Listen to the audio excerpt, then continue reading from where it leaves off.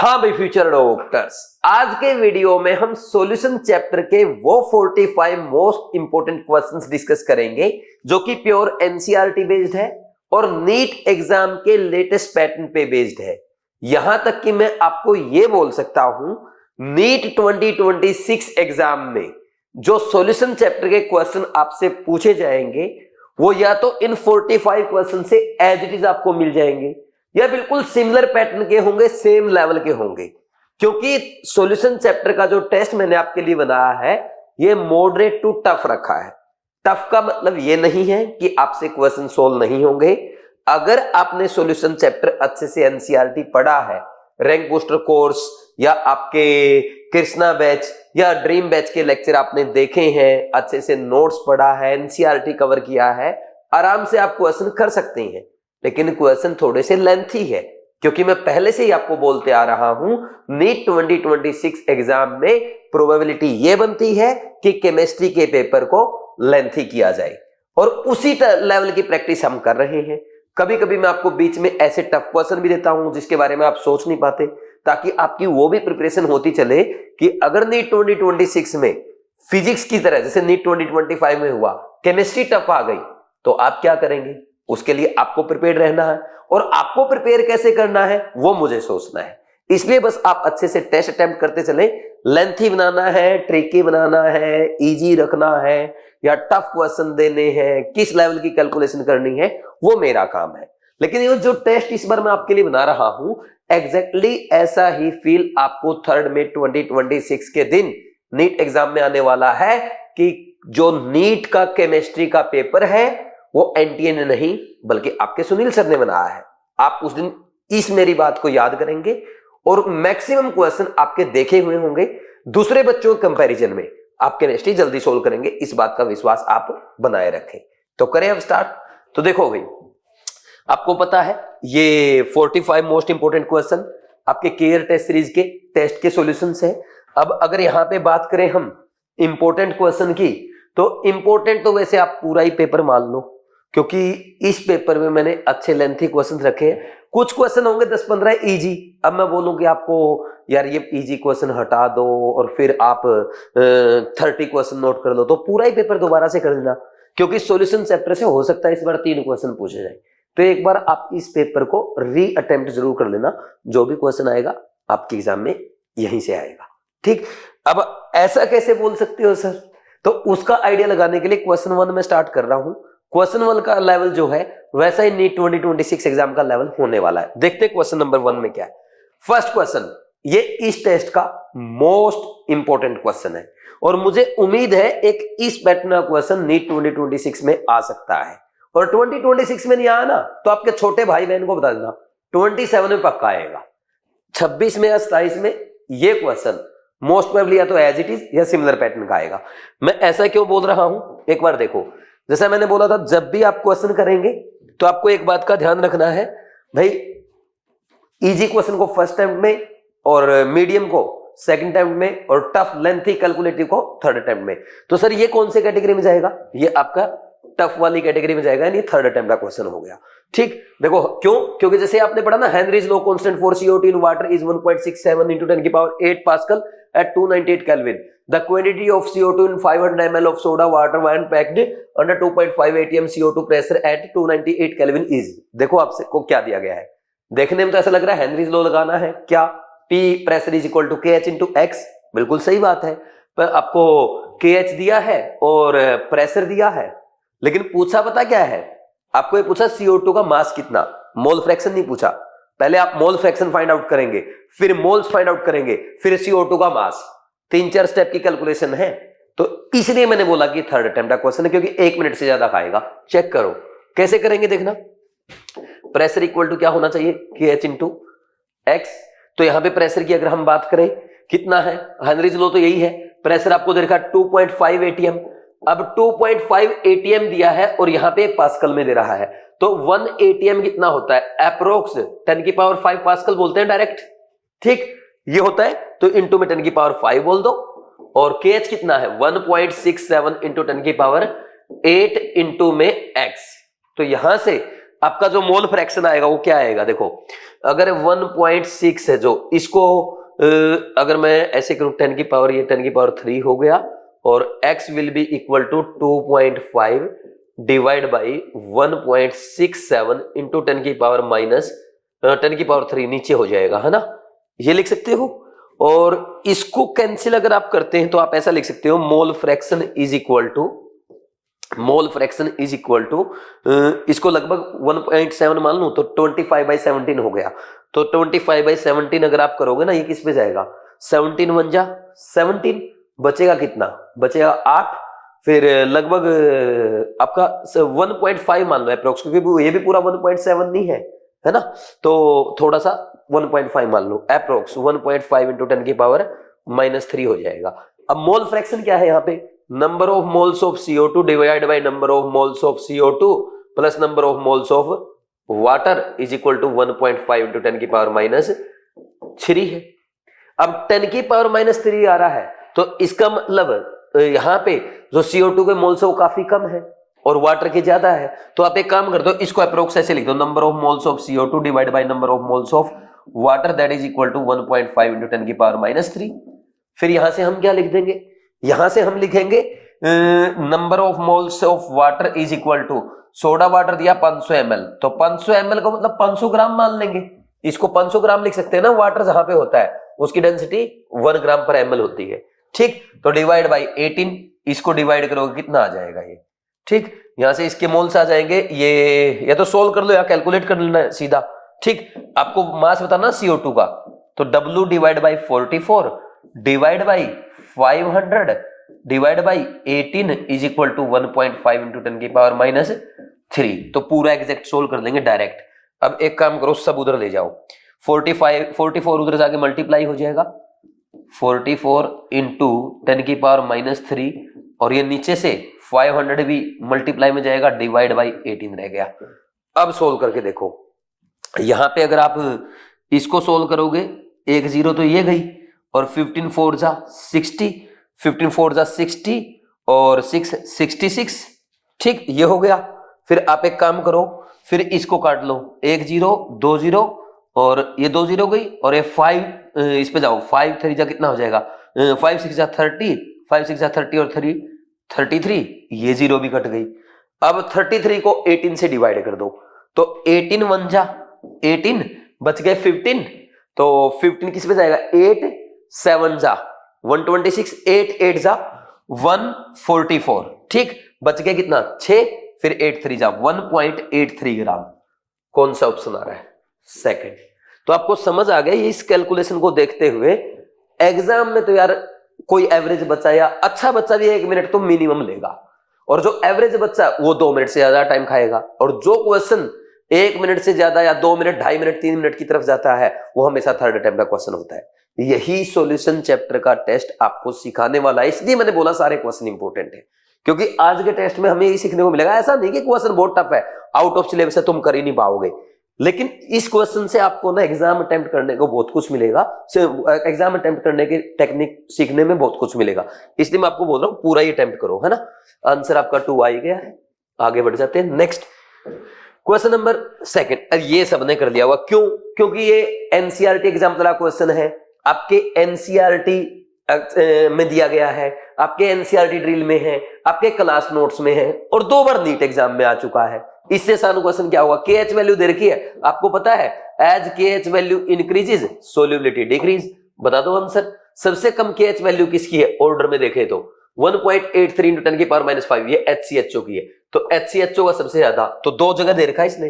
फिर उससे कम किसका, फिर CH4 की होगी 0.43, HCHO से कम CH4 की, उससे कम CO2 और उससे कम आर्गन, आंसर इज 3। और ये तो आपका पहले अटेम्प्ट का क्वेश्चन है, इसमें तो कुछ है ही नहीं, ठीक। Next question number 3। The vapor pressure of pure liquids A and B are 450 and 700 mmHg at 350 Kelvin respectively. If their mixture has a total vapor pressure of 600 mm, the composition of the mixture in the vapor phase is। देखो ये x से x भी generally आप solution में पढ़ते हो, लेकिन इसने उल्टा दे दिया, क्योंकि जनरली बच्चों की आदत यही होती है ना। तो अब आपको पता क्या पढ़ना पड़ेगा, ये जो सॉल्यूशन है, सॉल्यूशन में इसका मोल फ्रैक्शन y है A का, और इसका y भी है। और वेपर में एक्स ए और एक्स बी है। तो अब आप पता क्या लिखोगे, Y A P A naught plus Y B P B naught will be equal to P T, ऐसा लिखोगे। अब यहां से हम क्या लिख सकते हैं, वाई ए में हमें पता नहीं, वाई बी में हमें पता नहीं, वाई ए इंटू 450, प्योर ए का 450 है ना, ये भी ध्यान रखना एक बार लिखते टाइम, ए एंड बी दे रखा है या बी एंड ए दे रखा है रिस्पेक्टिवली, ठीक। वाई बी इंटू 700 और टोटल दे रखा है 600। अब आपके पास तो दो अननोन है, तो आप एक काम करो, इसको एक अननोन में कन्वर्ट करो, ठीक। एक अननोन में मान लीजिए हम ए में कन्वर्ट करते हैं, तो आपको पता है Y B will be equal to 1 minus Y A, because Y A plus Y B कितना होता है, 1 होता है मोल फ्रैक्शंस का सम। तो Y A into 500 plus 1 minus Y A into 700 is equal to 600, ठीक। तो ये कितना है, वाई ए कितना है, वाई ए 500 नहीं सॉरी मैंने 500 गलती दिया, 450 था यहाँ पे, ये छोटी सी मिस्टेक, ठीक। अब देखो ये 700 माइनस का और 450 प्लस का वाई ए का कोफिशिएंट जो है, तो -250 वाई ए आ गया, ये उधर जाएगा, ठीक। और 700 इधर और 600 उधर, तो 600 इधर आएगा तो माइनस का, तो 100 इज इक्वल टू ये हो जाएगा आपका 250 Y A. Y A can be written as 10/25। कोई डाउट यहां तक?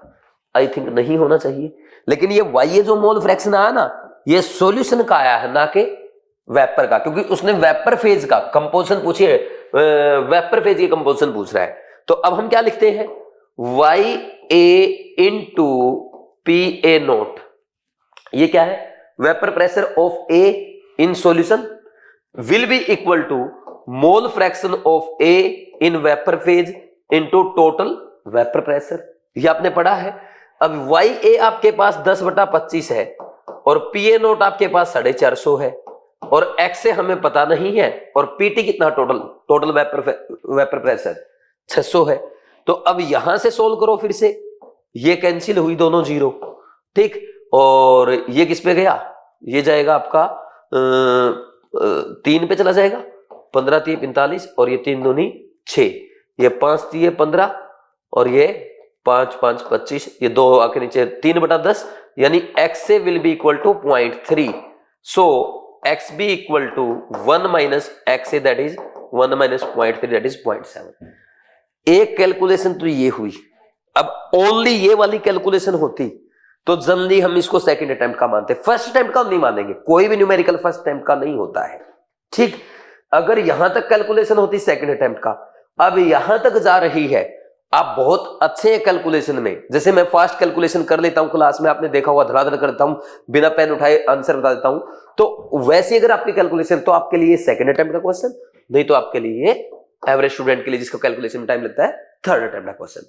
और अभी भी टाइम है, कैलकुलेशन फास्ट करनी है तो आप टेबल स्क्वायर क्यूब मल्टीप्लीकेशंस कर करके देखें। मैं शुरू से आपको बोलता आ रहा हूं, डे फर्स्ट से आपको बोलता आ रहा हूं, अभी भी देर नहीं हुई है, अभी भी नंबर बढ़ सकते हैं आपके पास। रिवीजन करते करते आप बोर हो जाते होंगे, तो उस टाइम आप कैलकुलेशन करके देख सकते हैं। कैलकुलेशन अगर अच्छी होगी, आपकी टाइम कैलकुलेशन फास्ट होने से फिजिक्स और फिजिकल केमिस्ट्री में टाइम बचेगा, जो आप बायो और केमिस्ट्री को दे सकते हो, नंबर बढ़ा सकते हो, ठीक। तो इसलिए ये चीजें सीखते रहो अपने केयर टेस्ट सीरीज में। आंसर बताओ क्या आया, आंसर इज थर्ड, ठीक। तो ये सब चीजें सीखने को मिलेगी आपको इस टेस्ट में काफी सारी।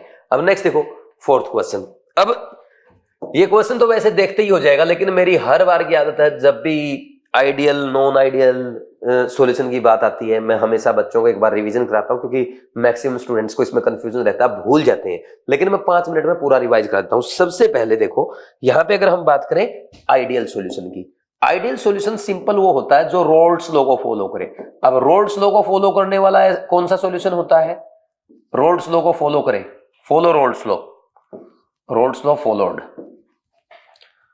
ठीक, बाय आइडियल सॉल्यूशन, ठीक। आइडियल सॉल्यूशन क्या करते हैं, रोल्स लॉ को फॉलो करता है। अब जो आपका, अच्छा इसको ना थोड़ा कम लिख ले, क्योंकि इसमें अगर सारा, ये मान लो मैं आपको एक लेक्चर का रिवाइज करा रहा हूं अब 5 से 7 मिनट में, ठीक, तो थोड़ा सा छोटा लिख लेते हैं, फॉलो रोल्स लॉ, ठीक। स्पेलिंग आप देखते रहना रोल्ट की क्या है ना। मैं स्पेलिंग पे फोकस नहीं करता, मैं कॉन्सेप्ट सिखाने में फोकस करता हूं। इधर देखो, आप आइडियल सॉल्यूशन की बात कर रहे हैं। आइडियल सॉल्यूशन में क्या होता है, जो आपका वो रोल्स लॉ को फॉलो करते हैं, यानी जो थियोरेटिकल वेपर प्रेशर होता है वो आपके एक्सपेरिमेंटल वेपर प्रेशर के इक्वल आता है। और ऐसा क्यों होगा, जब आप दो वोलेटाइल लिक्विड को मिक्स करते हो, ए जिसमें ए टाइप इंटरेक्शन है और बी जिसमें बी टाइप इंटरेक्शन है, ठीक। तो अब इन दोनों को अगर मिक्स कर दोगे तो इसमें नए इंटरेक्शन डेवलप होंगे ए बी टाइप के।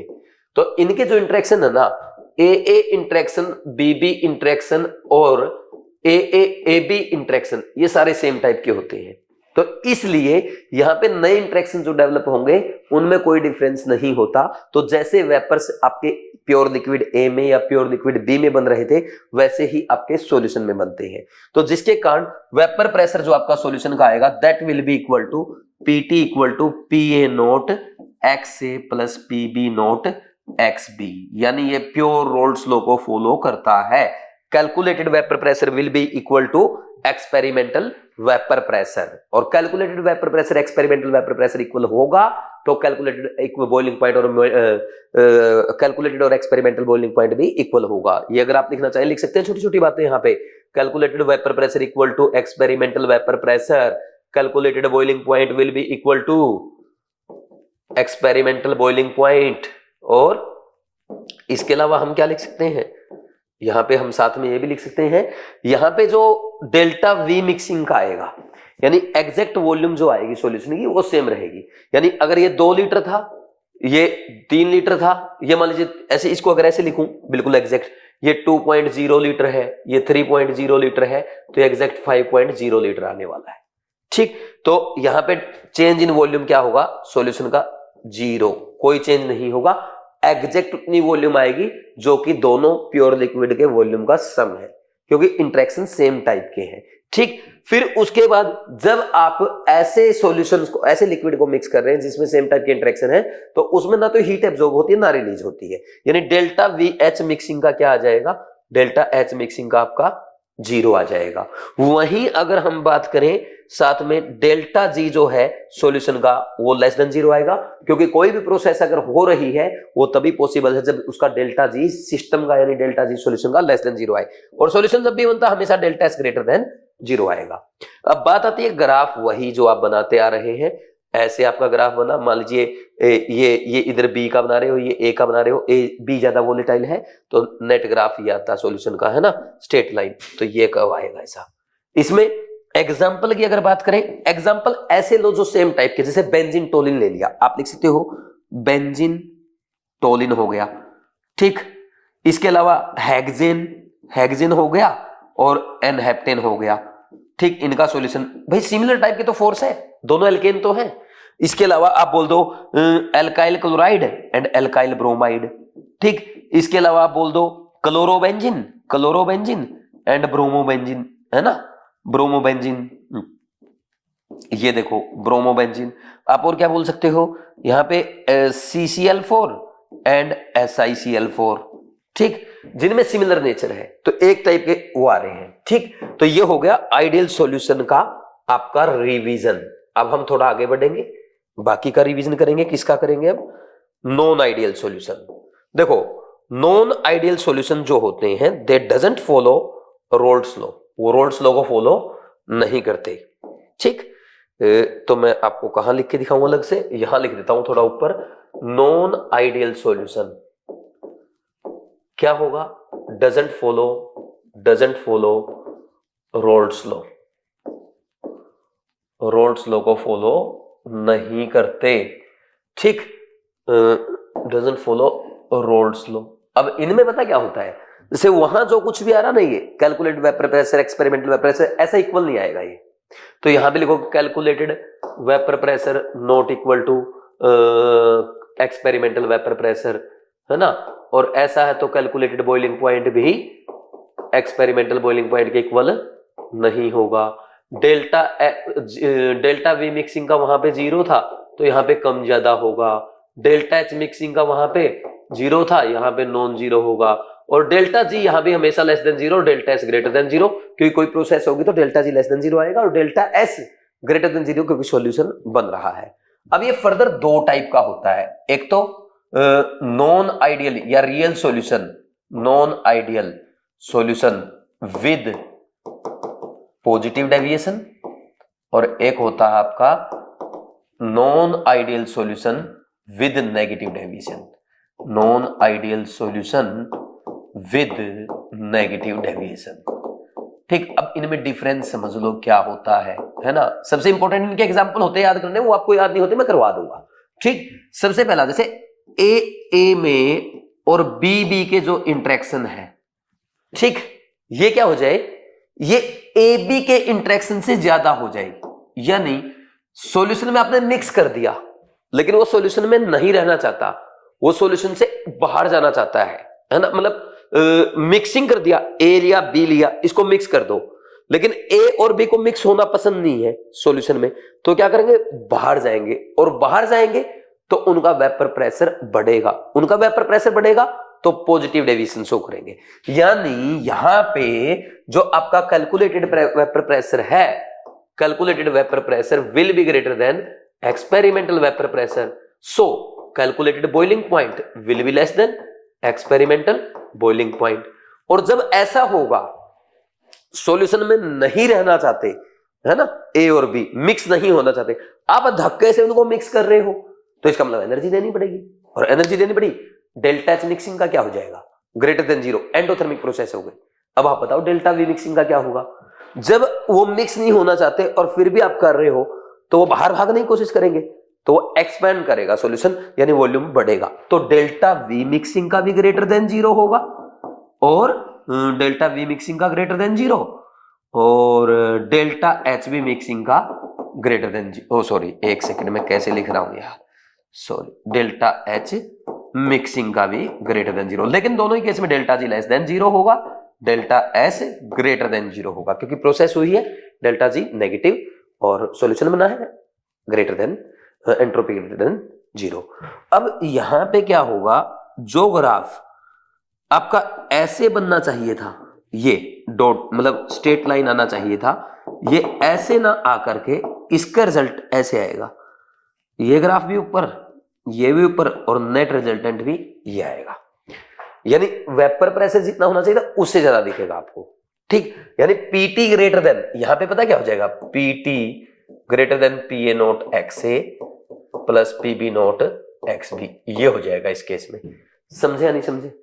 ठीक, जो नेट रिजल्ट आएगा, ठीक, वो कैलकुलेटेड से ज्यादा आएगा।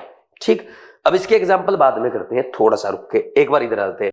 Non ideal solution with negative deviation, इसका उल्टा, इनमें ए और बी इंटरेक्शन जो है that will be less than A B interaction, यानी सॉल्यूशन में जाकर के ए और बी अच्छे से इंटरेक्ट कर रहे हैं, और जब अच्छे से इंटरेक्ट करेंगे तो क्या होगा, सॉल्यूशन में रहना चाहेंगे, वेपर फेज में नहीं जाना चाहेंगे, और अगर ऐसा होगा तो calculated vapour pressure will be less than, बोलो सॉरी उल्टा तो नहीं बोल रहा, एक सेकंड मैंने उल्टा बोल दिया, यहां पे ना कैलकुलेटेड कम था, नहीं हाँ एक्सपेरिमेंटल ज्यादा था और कैलकुलेटेड कम था, ये हुआ यहां पे, वहां पे क्या होगा, कैलकुलेटेड वेपर प्रेशर ज्यादा होगा और एक्सपेरिमेंटल कम होगा, क्योंकि वेपर्स आपको जितना आप उम्मीद कर रहे हो उतना नहीं बनेंगे, प्रैक्टिकली उतना नहीं बनेंगे, एक्सपेरिमेंटली अगर आप फाइंड आउट करोगे कम आएगा।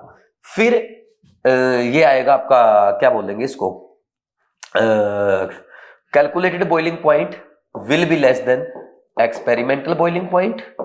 अब जो ए और बी को मिक्स किया वो सॉल्यूशन में रहना चाहते हैं, वो बाहर नहीं भागना चाहते, वेपर में नहीं जाना चाहते, तो उनमें इंटरेक्शन होगा, एक दूसरे के पास रहेंगे, वॉल्यूम कम होगा, तो डेल्टा वी मिक्सिंग का लेस देन जीरो और डेल्टा एच मिक्सिंग का ये भी लेस देन जीरो, क्योंकि अगर इंटरेक्शन होगा हीट रिलीज होगी, हीट रिलीज होगी तो क्या हो जाएगा, बोलो, हीट रिलीज होगी तो आपका पॉजिटिव, हीट रिलीज होगी तो exothermic process, delta S will be, delta G will be less than zero, और सॉल्यूशन है मिक्सिंग है तो delta S greater than zero, और इसका जो ग्राफ बनेगा ये ऐसा स्ट्रेट लाइन आने की बजाय, ये ऐसा स्ट्रेट लाइन आने की बजाय इसका ग्राफ ऐसे आपके एनसीईआरटी में दिखाया गया है with negative deviation, so they are known as non ideal solution with negative deviation. समझा?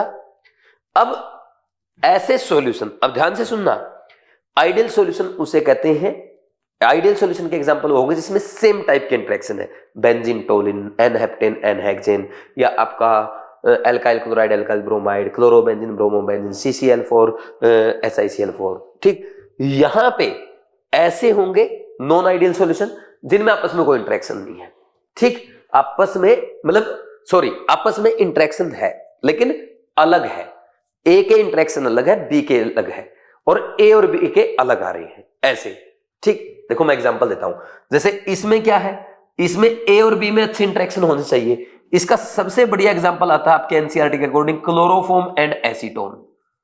क्लोरोफॉर्म और एसीटोन, देखो एसीटोन में simple normal weak dipole dipole attraction है, इसमें भी डाइपोल डाइपोल है, लेकिन एसीटोन और क्लोरोफॉर्म आपस में हाइड्रोजन बॉन्डिंग करते हैं जो कि आपके डाइपोल डाइपोल अट्रैक्शन से बहुत अच्छा फोर्स है। तो ए के इंटरेक्शन और बी के इंटरेक्शन, इनसे अच्छा इंटरेक्शन कौन सा है, ए बी का इंटरेक्शन। इसीलिए तो इसमें क्या होगा, वेपर्स कम बनेंगे, और वेपर कम बनेंगे तो non ideal solution with negative deviation आएगा। ठीक, और क्या बोल सकते हैं हम लोग यहां पे, दूसरा आप बोल सकते हो क्लोरोफॉर्म विद एसिटिक एसिड, इसके साथ भी एक बढ़िया हाइड्रोजन बॉन्डिंग करता है।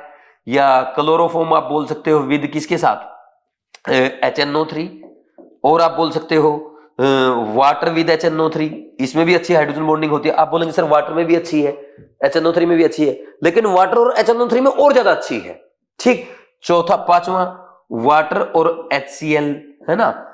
अब HCl में तो हाइड्रोजन बॉन्डिंग होती नहीं है, वाटर में होती है, लेकिन वाटर HCl की और अच्छी है क्योंकि HCl क्या करता है, बढ़िया H+ बना के देता है। ठीक, फिर इसके बाद छठा जो आपका आएगा, और क्या बोल सकते हो, एक फिनोल और एनिलीन, इनमें आपस में बढ़िया हाइड्रोजन बॉन्डिंग करते हैं ये दोनों।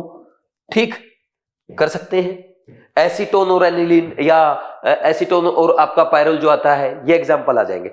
यानी आप ऐसे एग्जांपल जिनमें आपस में इंटरमोलिकुलर हाइड्रोजन बॉन्डिंग हो रही है, they will be the examples of solution with negative deviation. ठीक, अब नेक्स्ट इसके बाद देखो, अब यहां पे अगर हम बात करें कौन सा, इसके एग्जांपल कौन से होंगे, इनमें आपस में अच्छा इंटरेक्शन नहीं होना चाहिए और बिल्कुल सिमिलर भी नहीं होना चाहिए। जैसे इसका परफेक्ट एग्जांपल आता है वाटर एंड इथेनॉल, और सर वाटर और इथेनॉल में तो आपस में हाइड्रोजन बॉन्डिंग होती है, बिल्कुल होती है, लेकिन वाटर की इथेनॉल से ज्यादा अच्छी है। ठीक, और वाटर की वाटर इथेनॉल की हाइड्रोजन बॉन्डिंग से भी अच्छी है, तो इसलिए ये आपके नेगेटिव डेविएशन वाले केस में नहीं जाएंगे। दूसरा, इथेनॉल विद एसीटोन कर दो, इथेनॉल प्लस एसीटोन कर दो, और करो बेंजीन प्लस CH2 कर दो, या बेंजीन प्लस एसीटोन कर दो। ठीक, बेंजीन प्लस CH2 आता है कि ये लिख लो, अरे एक सेकेंड, बेंजीन प्लस इथेनॉल कर दो। ठीक, इथेनॉल प्लस CH2 कर दो, इथेनॉल प्लस CH2 कर दो। ठीक, ये एग्जांपल आ जाएंगे। और कौन सा आ जाएगा, बेंजीन प्लस CH2 कर दो। ठीक, मतलब जो जिनमें सिमिलर फोर्स ना हो, देखो पॉजिटिव डेविएशन पहचानना आसान है, सिमिलर वाले तो दोनों आइडियल में चले गए, जिनमें सिमिलर नहीं है लेकिन अच्छे इंटरेक्शन आपस में है ना, तो ए और बी से ज्यादा ए बी के इंटरेक्शन है, लाइक हाइड्रोजन बॉन्डिंग है, वो चले गए किस में, वो चले गए आपके नेगेटिव डेविएशन में, और बचे हुए आ गए पॉजिटिव डेविएशन में। समझा? अब देखो सिंपल है, मैंने आपको पूरा ideal and non ideal solution एक पेज पे रिवाइज करा दिया। आइडियल सॉल्यूशन वो होते हैं जिनमें ए बी के इंटरेक्शन ए बी के इंटरेक्शन टाइप होते हैं, यानी जो सॉल्यूशन में इंटरेक्शन है वो प्योर लिक्विड के भी वैसे ही इंटरेक्शन होते हैं। ठीक, इनमें calculated vapour pressure equal to experimental vapour pressure होता है, calculated boiling point equal to experimental boiling point होता है। इनमें सॉल्यूशन में है ना, जब आप ए और बी को मिक्स करते हैं तो जो नेक्स्ट सॉल्यूशन आता है उसके वॉल्यूम में कोई चेंज नहीं आता। डेल्टा वी मिक्सिंग का 0 है, डेल्टा एच मिक्सिंग का 0 है, कोई हीट में चेंज नहीं आएगा, ना एब्जॉर्ब होगी ना रिलीज होगी। डेल्टा जी लेस देन 0 है क्योंकि सॉल्यूशन बन रहा है, डेल्टा एच ग्रेटर देन 0 है। एग्जाम्पल क्या होंगे इसके एग्जाम्पल होंगे ऐसे जो सेम नेचर के हैं, जैसे बेंजीन टोलिन का mixer, n heptane N hexane का mixer, alkyl chloride alkyl bromide का मिक्सर, या आपका क्लोरोबेंजीन ब्रोमोबेंजीन का मिक्सर, CCl4 SiCl4 का मिक्सर, इस टाइप के। फिर दूसरा नॉन आइडियल वो हो गए जिनका vapour pressure calculated experimental equal नहीं होगा, calculated boiling point experimental boiling point equal नहीं होगा, डेल्टा वी मिक्सिंग का non zero, delta H mixing का non zero, delta G less than zero, delta S greater than zero, ये सबके लिए आएगा। फिर ये होते हैं दो टाइप के non ideal solution with positive deviation, जिनमें A B B interaction A B interaction से ज्यादा होंगे, यानी सॉल्यूशन में इतने अच्छे इंटरेक्शन नहीं होंगे, और सॉल्यूशन में इतने अच्छे इंटरेक्शन नहीं होंगे, सॉल्यूशन से बाहर जाना चाहेंगे, तो उनका जो वेपर प्रेशर आएगा कैलकुलेटेड वेपर प्रेशर से ज्यादा आएगा, यानी जितना हम सोच रहे हैं उससे ज्यादा। तो एक्सपेरिमेंटल बॉइलिंग पॉइंट क्या हो जाएगा, कैलकुलेटेड बॉइलिंग पॉइंट से कम हो जाएगा, और ये सॉल्यूशन से बाहर भाग रहे हैं तो वॉल्यूम बढ़ेगा, तो डेल्टा वी मिक्सिंग का पॉजिटिव। अब बाहर भाग रहे हैं, वो सॉल्यूशन में नहीं रहना चाहते, आप मिक्स कर रहे हो, डेल्टा एच मिक्सिंग का greater than zero, delta G less than zero, delta S greater than zero. ठीक, ये सभी के लिए। फिर इधर नॉन आइडियल में ए और बी के इंटरेक्शन इतने अच्छे नहीं होंगे जितने ए बी के इंटरेक्शन है। ठीक, तो ए बी के इंटरेक्शन ज्यादा होंगे तो उसके वेपर्स कम बनेंगे, तो कैलकुलेटेड वेपर प्रेशर से कम आएगा एक्सपेरिमेंटल, जो रियल रिजल्ट है वो कम आएगा, कैलकुलेट जो आप रोल्स लॉ से कैलकुलेट करते हैं उससे कम, तो बॉइलिंग पॉइंट इनका एक्सपेरिमेंटली ज्यादा होगा। अब यहाँ पे डेल्टा, अब आपस में मिक्स होकर रहना चाहते हैं, अच्छे इंटरेक्शन है, डेल्टा वी मिक्सिंग का लेस देन जीरो, इंटरेक्शन हो रहे हैं तो हीट रिलीज होगी, delta H less than zero होगा, और delta G less than zero, delta S greater than zero सबके लिए। इनमें नेगेटिव डेविएशन आएगा, इनमें पॉजिटिव डेविएशन। अब नेगेटिव डेविएशन वाले अच्छे इंटरेक्शन जिनमें, अब एग्जांपल देखो कैसे याद करना है आपको, non ideal and non ideal solution के एग्जांपल बहुत इजीली याद हो सकते हैं। एग्जांपल याद करने का सबसे आसान तरीका क्या है भाई, आइडियल सॉल्यूशन के एग्जांपल वो होंगे जिनकी सिमिलर नेचर है, benzene toluene, n hexane n heptane, CCl4 SiCl4, alkyl chloride alkyl bromide, आपका chlorobenzene bromobenzene.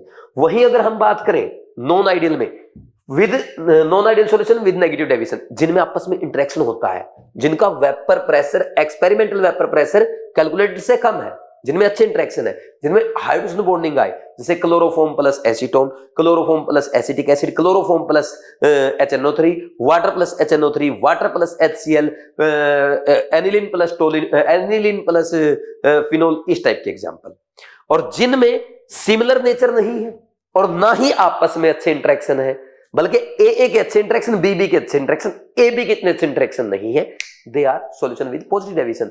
Ethanol plus water आ गया, इथेनॉल प्लस एसीटोन आ गया, बेंजीन इथेनॉल आ गया, इथेनॉल CH2 आ गया, बेंजीन CCl4 आ गया, बेंजीन CH2 आ गया। ये अब ये हो गए आपके सॉल्यूशन विद पॉजिटिव डेविएशन। जो सॉल्यूशन विद पॉजिटिव डेविएशन होते हैं वो क्या करेंगे, वो आप जानते हैं, उनका बॉइलिंग पॉइंट क्या आएगा, एक्सपेक्टेड से कम आएगा, एक्सपेरिमेंटल कम आ रहा है, और कम आ रहा है, they will form azeotropes,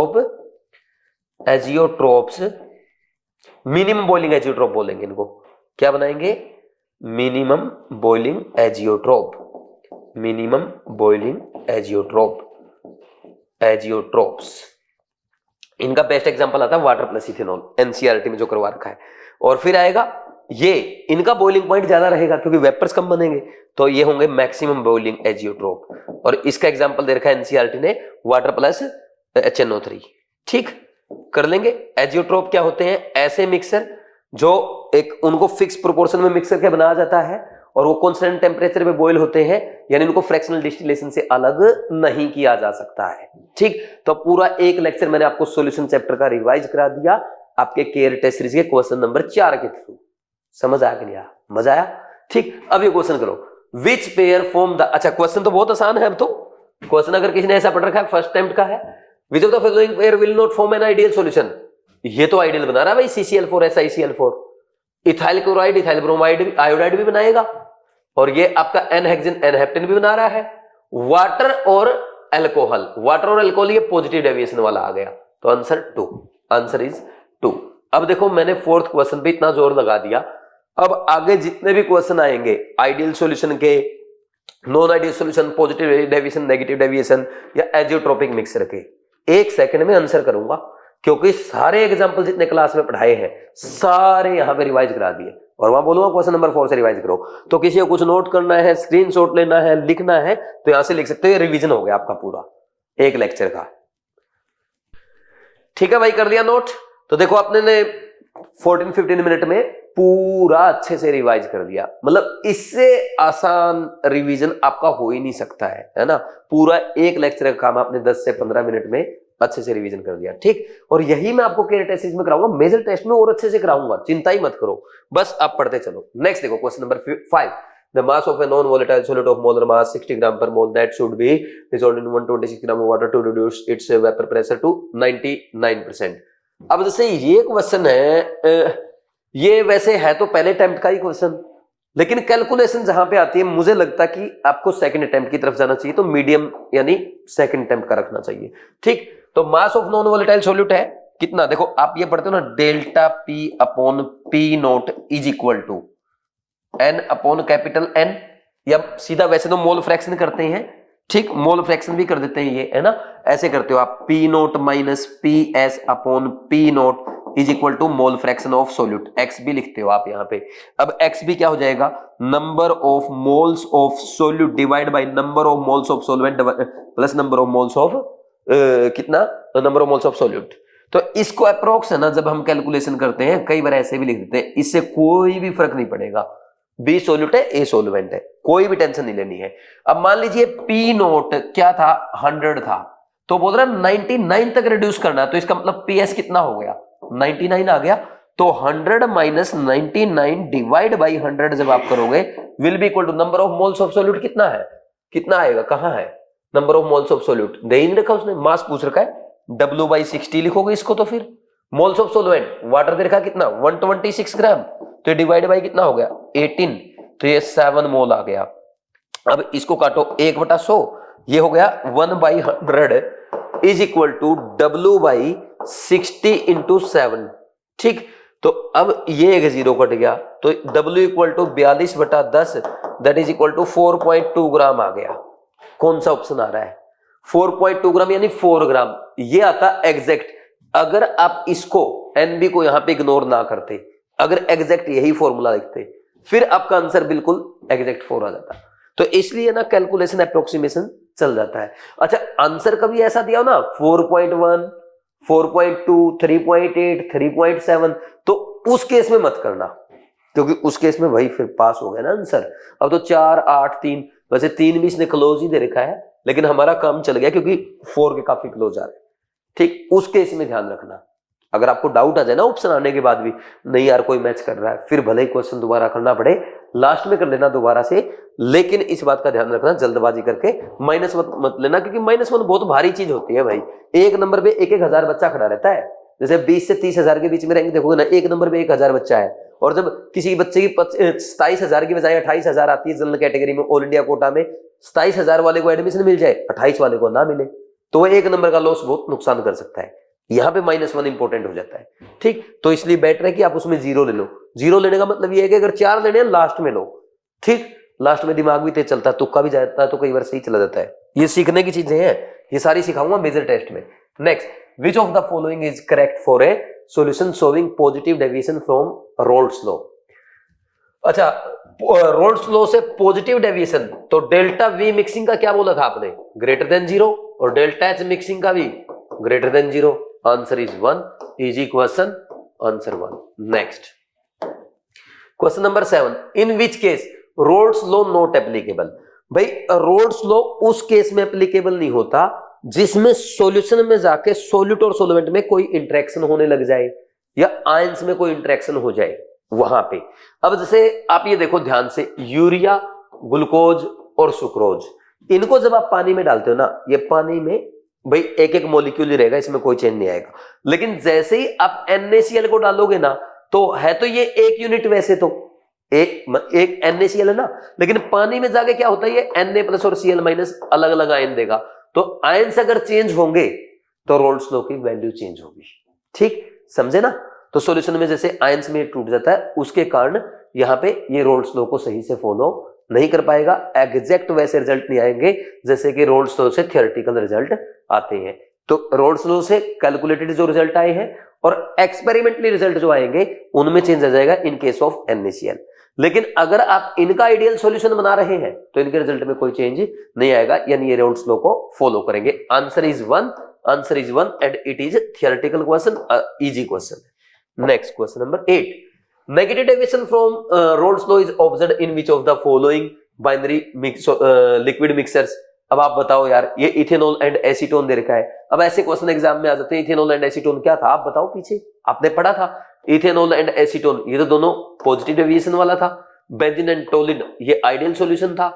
acetone and chloroform ये नेगेटिव डेविएशन था। क्लोरोइथेन एंड ब्रोमोइथेन ये एल्काइल क्लोराइड ब्रोमाइड ये आइडियल सॉल्यूशन था। कौन सा पूछा, नेगेटिव डेविएशन, आंसर इज 3 और ये भी हमारा इजी क्वेश्चन कहलाएगा। ठीक, next, which has maximum vapour pressure. देखो बॉइलिंग पॉइंट की अगर बात करें ना, बॉइलिंग पॉइंट होता है directly proportional to molecular weight, तो सबसे ज्यादा होता है HI का, उससे कम होता है HBr का, उससे कम होता है HCl का, लेकिन एक्सेप्शनली HF सबसे आगे चला जाता है due to strong intermolecular hydrogen bonding. जानते हो आप, बॉइलिंग पॉइंट का ये ऑर्डर है तो वेपर प्रेशर का इसका उल्टा आएगा, ये आ जाएगा ना। तो अब बताओ सबसे ज्यादा वेपर प्रेशर किसका है, HCl का, आंसर 3 इजी क्वेश्चन हो जाएगा। ठीक, ये क्वेश्चन भी एग्जाम में आ सकता है, अच्छा क्वेश्चन है, easy question. Next 10th question, at a given temperature the vapour pressure in mm of HG of a solution of two liquids A and B is given by the equation। ये ऐसा question मैंने class में करा रखा है और NEET में already आ चुका है, तो ये क्वेश्चन फर्स्ट या सेकंड अटेम्प्ट का हो जाएगा क्योंकि काफी इजी है। देखो P इज इक्वल टू उसने दे रखा 120 माइनस 80 XB। ठीक है भाई, आप पता क्या लिखते हो, P लिखते हो P equal to PA naught XA plus PB naught XB। अगर मैं XA को XB की टर्म में लिखूं तो आप क्या लिखोगे, तो आप इसको लिखोगे PA note into 1 minus XB plus PB note into XB। तो इसको अब ये हो जाएगा आपका PA नोट जो है, PA नोट को क्या कर लो उधर ले जाओ, P इक्वल टू ये PA नोट है और ये क्या हो जाएगा आपका माइनस PB नोट XB और प्लस PB नोट XB। ठीक, अब इसमें से ना माइनस कॉमन ले लो, P is equal to PA naught minus common ले लिया आपने, ये हो जाएगा, यहाँ पे PA नोट था यार, ये PA नोट है, ये हो जाएगा PB note minus PA note. उल्टा तो नहीं बोल रहा ना, माइनस कॉमन लिया है यार, माइनस कॉमन लिया तो PA naught minus PB note होगा। ठीक, और इनटू में XB। सही है ना, ये इक्वेशन 1 है और ये इक्वेशन 2। क्या इसको कंपेयर कर सकते हैं, compare 1 and 2, compare 1 and 2, compare करो। PA नोट कितना आया ऊपर वाली इक्वेशन के अकॉर्डिंग 120 आया कि नहीं आया, और PA naught minus PB naught is equal to कितना आया, ये आया इक्वल टू आपका 80, ये 120, ये माइनस PB नोट, ये 80, तो PB नोट कितना आ गया, PB नोट इक्वल टू 40, तो 120 एंड 40, आंसर इज 3। ये भी आपका आराम से फर्स्ट या सेकंड अटेम्प्ट का, मतलब वैसे सेकंड अटेम्प्ट में ही करो क्योंकि मैंने बोला ना कैलकुलेशन, क्योंकि पहले अटेम्प्ट में आपको ना 28-30 क्वेश्चन करने, 25-30 क्वेश्चन हो जाएंगे, इनऑर्गेनिक के हो जाएंगे, ऑर्गेनिक के हो जाएंगे। इनऑर्गेनिक ऑर्गेनिक के आप मान के चलो कम से कम आप दोनों के 12-12 13-13 क्वेश्चन कर दोगे, तो 25 तो ये हो गए, 4-5 थियोरेटिकल आपको पक्का इसमें मिल जाएंगे फिजिकल में। तो पहले अटेम्प्ट में आराम से आपके 25-30 क्वेश्चन हो जाएंगे। ठीक sorry, the azeotropic mixture of water boiling point 100 degree Celsius and HCl इतना दे रखा है 85 degree Celsius, boils at 108 degree Celsius, when this mixture is distilled it is possible to obtain. देखो very very important question, very very important question, NEET 2026 में आ सकता है, मतलब ऐसा क्वेश्चन है जो आना चाहिए, ऐसे क्वेश्चन आज तक एग्जामिनर ने नहीं पूछे हैं। ठीक है, मैंने बोला वेरी वेरी इंपॉर्टेंट क्वेश्चन है, नीट 2026 में आ सकता है क्योंकि आज तक इस पैटर्न का नहीं आया है। एप्लीकेशन बेस्ड क्वेश्चन है, जो समझेगा वही सोल्व कर पाएगा। ठीक, और क्वेश्चन अगर एग्जाम में आता है तो अच्छा बच्चा इसको पहले अटेम्प्ट में कर लेगा, यानी इजी क्वेश्चन कहलाएगा। देखो क्या है इसमें, the azeotropic mixture of water and HCl boils at 108 degree Celsius, when this mixture is distilled it is possible to obtain pure HCl, pure water as well as pure HCl, neither HCl nor H2O in their pure state। क्या answer आएगा, क्या समझ में आया, H2 और HCl का तो आपने मिक्सर कभी देखा भी नहीं था, लेकिन ध्यान से देखो वाटर का बॉइलिंग पॉइंट 100 डिग्री सेल्सियस है और HCl का 85 डिग्री सेल्सियस है, इन दोनों को मिक्स किया गया तो ये 108 डिग्री सेल्सियस पे बॉयल हो रहे हैं, यानी वाटर और HCl दोनों क्या है, बोलो ये क्या शो करेंगे, non ideal solution with negative deviation, तो मैक्सिमम बॉइलिंग एजियोट्रोप बनाएंगे। और अगर एक बार एजियोट्रोप बन गया तो उसके कंपोनेंट्स को सेपरेट नहीं किया जा सकता, डिस्टिलेशन से सेपरेट नहीं कर सकते। तो क्या आप वापस HCl H2 को प्योर स्टेट में ऑब्टेन कर सकते हैं? नहीं कर सकते। तो आंसर आएगा 4। क्वेश्चन आसान था लेकिन एप्लीकेशन बेस्ड था, जैसा कि आजकल एग्जामिनर का पैटर्न हो चुका है। सीधे सीधे क्वेश्चन नहीं आते कि एजियोट्रोपिक मिक्सचर को कंपोनेंट को हम अलग क्यों नहीं कर सकते, क्योंकि डिस्टिलेशन से उनको सेपरेट नहीं किया जा सकता, क्योंकि पूरा whole mixture boils at constant temperature.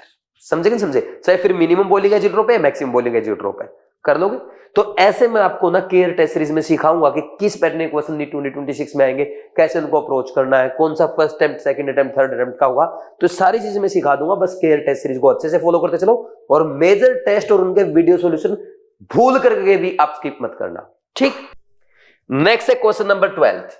अब ये देखो, पढ़ो इसको पहले। Benzene and toluene form A near the ideal solution at 20 degree Celsius. The vapour pressure of benzene is 75 torr and that of toluene is 22 torr.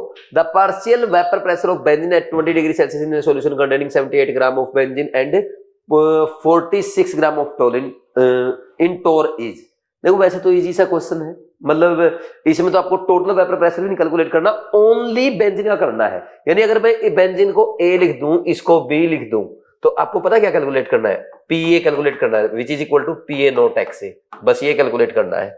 और अगर ऐसा करना है तो सीधी सी बात है यार, आप फर्स्ट अटेम्प्ट में रख लो या आपकी मर्जी है सेकंड अटेम्प्ट में रख लो, ठीक।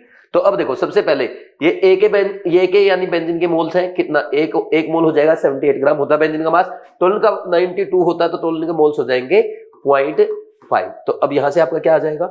PA will be equal to, PA naught है 75 इंटू में मोल फ्रैक्शन ऑफ A कितना होगा? A के मोल्स है 1 डिवाइड बाय टोटल मोल्स कितने हैं? 1.5।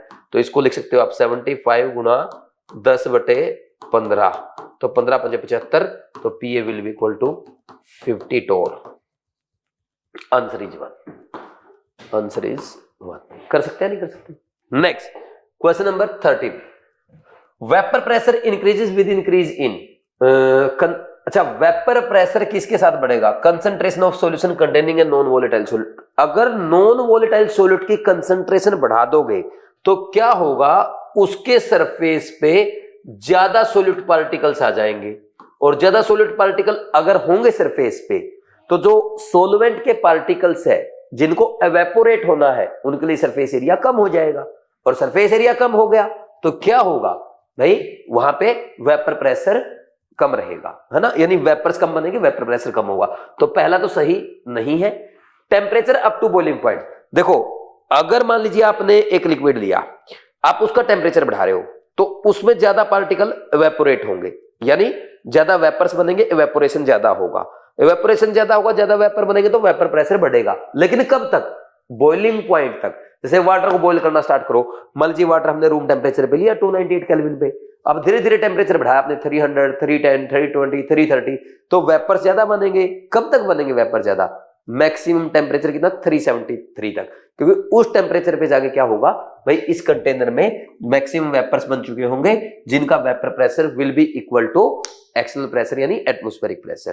तो टेम्परेचर बढ़ाने पे increase vapour pressure increases with increase in temperature up to boiling point, ये सही है।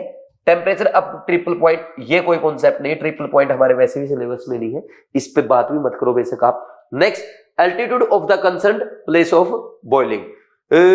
भाई वो बोल रहा है कि अगर हम एल्टीट्यूड बढ़ाएंगे तो एल्टीट्यूड बढ़ाने में क्या होता है? बॉइलिंग पॉइंट घटता है। अब वाटर 100 डिग्री सेल्सियस की बजाय मान लीजिए हायर एल्टीट्यूड पे 99 डिग्री सेल्सियस में बॉयल हो जाए, तो उससे वेपर बढ़ने में क्या फर्क पड़ेगा? ऐसा तो ना बोलेंगे, ठीक भाई।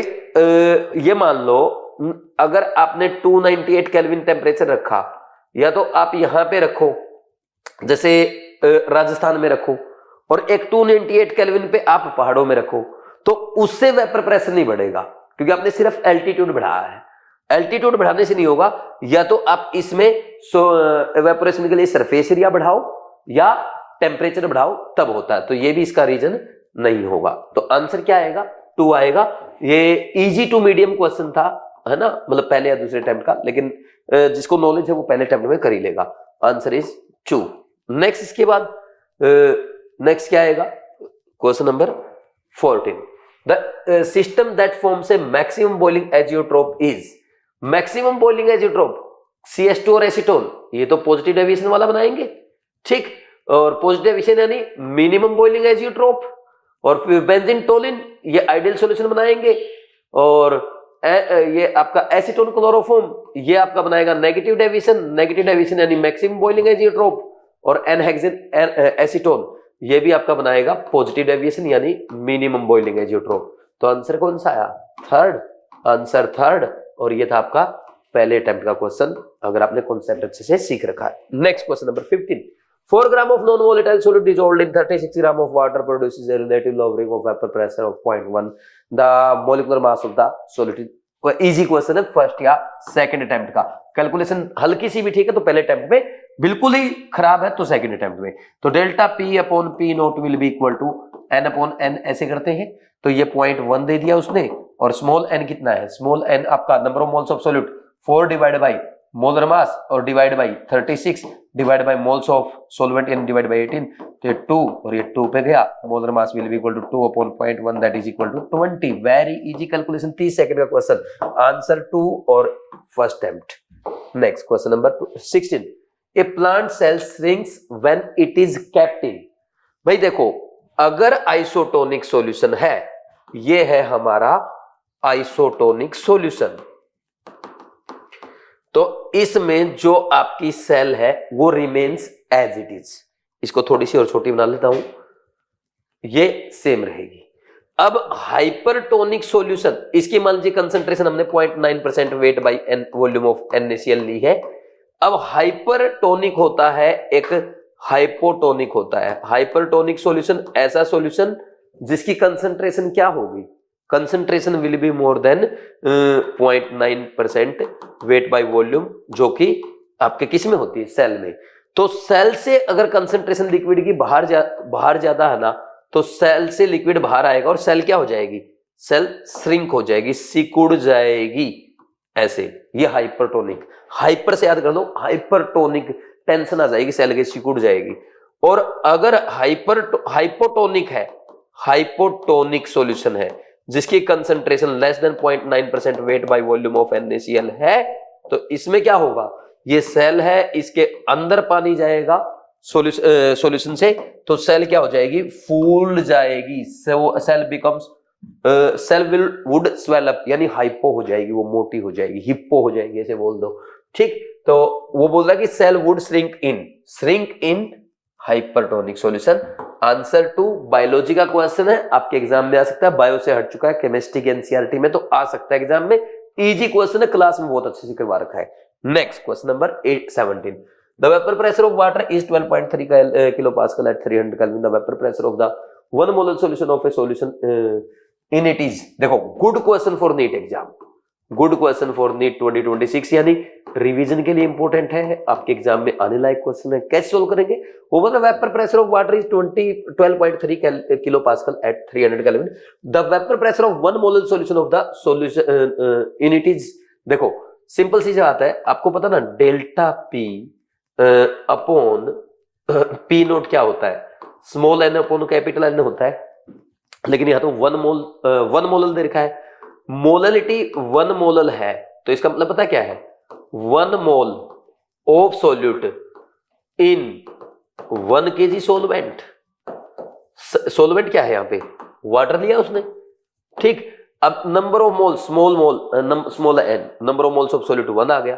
कैपिटल N क्या होगा? 1000 अपॉन 18, यानी 55.55 मोल्स आ जाएंगे, ठीक। अब delta P upon P note, vapour pressure pure का देगा 12.3, ठीक। 12.3 है प्योर का, तो 12.3 minus PS divide by pure का है 12.3 किलो पास्कल, तो किलो पास्कल में ही रख लो। नंबर ऑफ मोल्स का रेशियो 1 अपॉन ये कितना है? इसका कितना आएगा? 55.55, ठीक।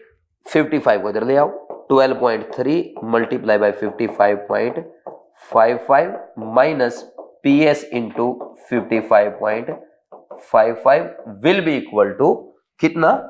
12.3।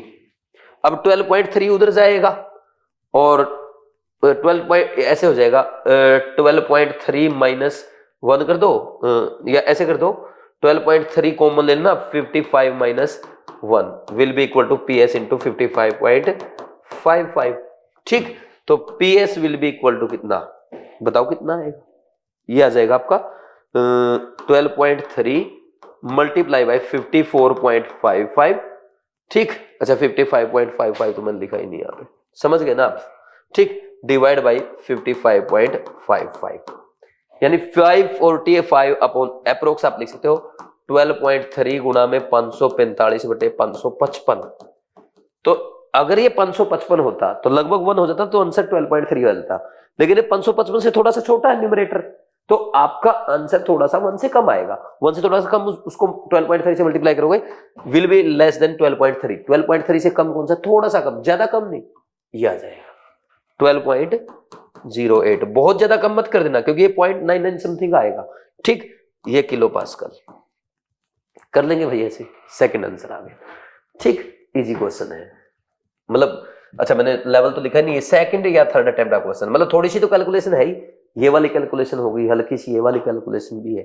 ठीक, next question number 18। A 1% aqueous solution mass by volume दे रखा है of a certain substance is isotonic with 30% of dextrose, that is glucose at a given temperature. The molar mass of the substance is, देखो 1% किसका, कौन सा है, कोई भी है सॉल्यूशन है, ये किसके साथ है, 3% सॉल्यूशन कौन सा, अच्छा ये भी वेट बाय वॉल्यूम है और ये भी वेट बाय वॉल्यूम, किसका, ग्लूकोज का, है ना, इसके साथ आइसोटोनिक है। ठीक, तो आप पता क्या करोगे, आइसोटोनिक का मतलब क्या होता है, पाई इसका, दोनों का प्रेशर क्या होगा, पाई सेम हो जाएगा, पाई इसका ग्लूकोज का, और ये जो भी आपका सॉल्यूशन बन रहा है इसका, तो यहां पे पता क्या हुआ, CRT, इनका दोनों का इक्वल करोगे CRT। ठीक, इसको लिखोगे 1 ग्राम इन 100 ml और इसको लिखोगे 3 ग्राम इन 100 ml। ठीक, ये C ग्लूकोज का और ये C सॉल्यूशन का, मतलब सॉल्यूट का जो भी यहाँ पे है कंसंट्रेशन ऑफ सॉल्यूट। ठीक, तो अब देखो ये यहाँ पे सीधा कर दूं, अब ऐसे सीधा लिख दूं, number of moles of solute कितने, 1 gram divide by molar mass divide by 0.1 litre गुणा में RT। इसका क्या करोगे, number of moles of solute यानी ग्लूकोज है तो 3 gram divide by 180 divide by इसका भी 0.1 लीटर गुणा में RT। RT से RT कैंसिल, 0.1 से 0.1 कैंसिल, 3 बटा इस पे 60 पे M उधर गया, M is equal to 60 answer आ जाएगा। पहला answer is 1।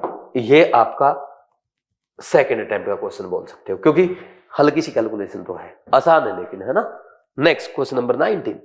A solution containing components A and B follows Rolle's law। ठीक, वो बोलता है कि Rolle's law को फॉलो कर रहा है, यानी आइडियल सॉल्यूशन। आइडियल सॉल्यूशन यानी A B B इंटरेक्शन और A B इंटरेक्शन सेम है, तो A B force is greater than, नहीं लेस देन, नहीं, A B attraction forces remains as same as A and B B। Answer 3, easy question, answer 3, पहले attempt का question. ठीक, next question number 20। 0.6 gram of solid dissolved in 0.1 litre of a solvent which develops an osmotic pressure of 1.23 atm at 27 degree Celsius, the molecular mass of the substance। अरे pi equal to CRT कर दो। अच्छा ICRT करते हैं और I given ना होना तो I1 मान लेते हैं जब तक गिवन ना हो। ठीक, हम मानते हैं नॉन आयनाइजेबल सॉल्यूट है। ठीक, तो इसका ये देखा 1.23 और इसमें I1 ले लिया, 1 इंटू सी कितना, number of moles of solute 0.6 divide by molar mass calculate करना है, डिवाइड बाय वॉल्यूम 0.1 गुणा में R कितना, ATM के लिए 0.082 लेंगे, इंटू में 300 डिग्री सेल्सियस लेंगे, तो इसको ये कट गया दशमलव से दशमलव, ये आ जाएगा M इधर आया 6 गुणा में इसको लिख दो 0.082 को आप ना इसको लिख दो 8.2 और गुणा में 3 और डिवाइड बाई 1.23। ठीक, अब एक काम कर लो, ये 6 18 है तो, है ना, ये 8.2 को लगभग इसको ना 84 मान लो और नीचे वाले को 1.2 को मतलब इसको 12 मान लो, तो 12 7 84, 12 7 जा भी जाएगा, 6 18 और 18 7 जा 126, तो ये 7 से थोड़ा कम रहेगा, तो 126 से थोड़ा कम आएगा, 126 से कम थोड़ा सा कम, देखो कौन सा आंसर है, सेकंड आंसर है 120 ग्राम पर मोल। ये भी इजी या मीडियम लेवल में आ जाएगा। आंसर इज 2 हो जाएगा। Next question number 21. 200 ml of an aqueous solution of a protein contains its 1.26 gram. The osmotic pressure of this solution at 300 Kelvin is found to be इतना thick. The molar mass of the protein will be. चलो भाई करते हैं, ये भी वैसा ही है। Pi equal to ICRT, आई में 1 मानना है अगर दिया है तो, पाई दिया है 2.57 गुना में 10 की पावर -3, आई मुझे पता नहीं है, सी मास दिया 1.26 ग्राम डिवाइड बाय मोलरिटी और 200 ml यानी 0.2 लीटर, आर लेंगे 0.083 गुना में 300, तो एम इधर आएगा, एम इधर आया, ये 1.26 और नीचे 0.2 है, मल्टीप्लाई बाय 2.57 गुना में 10 की पावर -3 और ये गुना में 0.083 गुना में 300। तो देखो सिंपल काट के दिखाऊं, ये लगभग 2 पे घट गया, लगभग आराम से 2 पे जाएगा लगभग। ठीक, अब इसको काटो। अब ये जो है ना आपका इसको लिख लो आप 0.4 और 300/4 होता है 75, इसको लिख दोगे आप 750, फिर 750 को मल्टीप्लाई करो किससे, 0.083 से, मान लो 8 से ही कर दे तो 0, 8 पंजे 40, 8 7 56, तो लगभग 6000 है ना, और ये आ जाएगा कितना, ये 60 आ गया क्योंकि 0.08 है ना वो, मल्टीप्लाई बाई 10 की पावर 3 हो जाएगा ऊपर जाके, तो अराउंड 6000 आएगा, और अराउंड 6000 एक ही आंसर है 61,000। मैंने थोड़ा सा कम लिया उसको, 0.083 को 0.08 माना, इसलिए थोड़ा सा आंसर 61,000 से कम आ गया। तो ये आंसर आपका 4, और ये भी आपका कैलकुलेशन थोड़ी ठीक है तो मीडियम लेवल में जाएगा। ठीक, कर सकते हैं ऐसे क्वेश्चंस को। Next, molar depression constant is calculated from the enthalpy of fusion. ऐसा क्वेश्चन भी एग्जाम में आ सकता है, वही सिंपल है। KF क्या होता है, mRT0 का स्क्वायर डिवाइड बाई हो जाएगा आपका 1000 into delta enthalpy of fusion, ये होता है। एंथैल्पी ऑफ फ्यूजन भी मतलब हम वो लेते हैं मोलर एंथैल्पी ऑफ फ्यूजन। ठीक, अब देखो KF कितना है, KF आ गया आपका यहाँ पे, मोलरिटी दे दी, ये है molar mass of solvent, R universal gas constant, T0 है freezing point of pure solvent, और 1000 वैल्यू है, और डेल्टा HF क्या है, एंथैल्पी ऑफ फ्यूजन। ठीक, या आप वो बोल सकते हो एंथैल्पी ऑफ फ्यूजन बोल दो, या और क्या बोलते हैं इसको, एंथैल्पी ऑफ मेल्टिंग, मतलब मेल्टिंग तो क्या बोलेंगे, फ्यूजन बोलते हैं बस, है ना, एंथैल्पी ऑफ फ्यूजन ही बोलते हैं। ठीक, तो आंसर कौन सारा चेक करो, ध्यान से करना। अच्छा, इसने ना M1 लिख रखा, उसको M1 इसलिए 1 मानता है सॉल्वेंट को, 2 मानता है सॉल्यूट को। ठीक, तो ये एग्जैक्ट आंसर ये नहीं आएगा, ये नहीं आएगा, ये नहीं आएगा, यही है आंसर इज 1। एक ही एग्जैक्ट फॉर्मेट है, आंसर 1 इजी क्वेश्चन है, जिसको फॉर्मूला याद होगा वो सोल्व कर देगा। Next, if the elevation in boiling point of a solution of 10 gram solute in 100 gram of water is delta TB, the ebullioscopic constant of water is, भाई delta TB equal to होता है KB into IM। Sir आपने I क्यों दिया, I यार नहीं given है, solute कैसा है, तो हम क्या मान लेते हैं, 1 मान लेते हैं। ठीक, जैसे NaCl दिया तो उसका 2 मान लेंगे, या फिर उसका डिसोसिएशन कांस्टेंट दिया हो, जैसे आगे क्वेश्चन आएंगे अभी। ठीक, अब delta TB will be equal to KB into M, कितना होता है, M है क्या, 10 ग्राम सोल्यूट है, तो मोल्स ऑफ सोल्यूट निकालो, 10 डिवाइड बाई 100, तो कितना है डिवाइड बाई, मास कितना है वाटर का 100 ग्राम, तो केजी में रखेंगे 0.1 kg, तो ये कितना आ गया, delta TB is equal to KB into 10/100, 1/10 into में 0.1, तो ये 1 आ गया, तो delta KB equal to delta TB आ गया। आंसर कौन सा आया, answer third, answer third. Easy question है, पहले या दूसरे टाइम का मैक्सिमम हो जाएगा ना। Next question number 24th, the relationship between osmotic pressure at when 10 gram glucose, 10 gram urea and 10 gram sucrose are dissolved in 250 ml of water।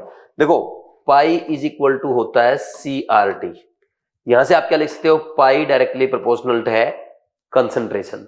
अब concentration होती है पाई, कंसंट्रेशन क्या होती है, equal to number of moles divide by volume. अगर volume same हुआ तो आप क्या समझ गए, pi directly proportional to number of moles. अब अगर आप बात करो यहां पे ग्लूकोज के जो मोल आएंगे ये आएंगे 10/180 और यूरिया के कितने आएंगे 10/60 और सुक्रोज के आएंगे 10/360। तो अगर आप उसको लिख दो ये N1 है, ये आपका N3 है, ये आपका N2 है, तो सबसे ज्यादा तो N2 के मोल्स है ना, N2 less than N2 greater than N1 which is greater then N3। तो ऑस्मोटिक प्रेशर का ऑर्डर भी क्या आएगा P2 ग्रेटर देन P2 नहीं P2 लिख दो उसको, अगर वो P लिख रहा है तो P2 greater than P1 greater than P3। Check करो कौन सा ऑप्शन है, आंसर 3। ये भी इजी क्वेश्चन था या फर्स्ट या सेकंड अटेम्प्ट, हो जाएगा ना आसान। Next question number 25। The molar elevation constant for water is 0.56 degree Celsius per kg of water. The boiling point of solution made by dissolving 6 gram of urea in 200 gram of water is। Urea है ये unionisable है, I इसके लिए 1, तो delta TB dB equal to I into KB into M होता है। I 1 है, KB कितना है 0.56 है और यूरिया का मास कितना है 6 ग्राम, 6/60 डिवाइड बाई 0.2 केजी में रखेंगे ना नीचे, तो ये हो गया 6/10, इसको 2 से मल्टीप्लाई कर दो तो ये हो गया आपका 2 और ये हो गया 0.28, यानी delta TB is equal to कितना आ गया 0.8। और आपको पता है टीबी माइनस टीबी नोट ही तो होता है 0.28। इसको डिग्री सेल्सियस में रखो, अगर सेल्सियस में आंसर पूछा है, केल्विन पूछा केल्विन में रख दो, तो TB will be equal to ये -100 is equal to 0.28, that is TB equal to 100.28 degree Celsius. ये भी आपका इजी या मीडियम क्वेश्चन, फर्स्ट या सेकंड टाइम का क्वेश्चन। Answer is 2। ध्यान देना फर्स्ट और सेकंड ऑप्शन में, ध्यान देना फर्स्ट और सेकंड ऑप्शन में डरावना है, वो 10.08 है या 100.28 है, ध्यान देने वाली बात है। कुछ बच्चों ने गलती कर दी होगी जल्दबाजी में, ठीक, आसान सा क्वेश्चन था। Next question number 26। The rise in boiling point of a solution containing 1.8 gram of glucose in water, 100 gram of solvent is 0.1 degree Celsius. The molar elevation constant of the liquid is।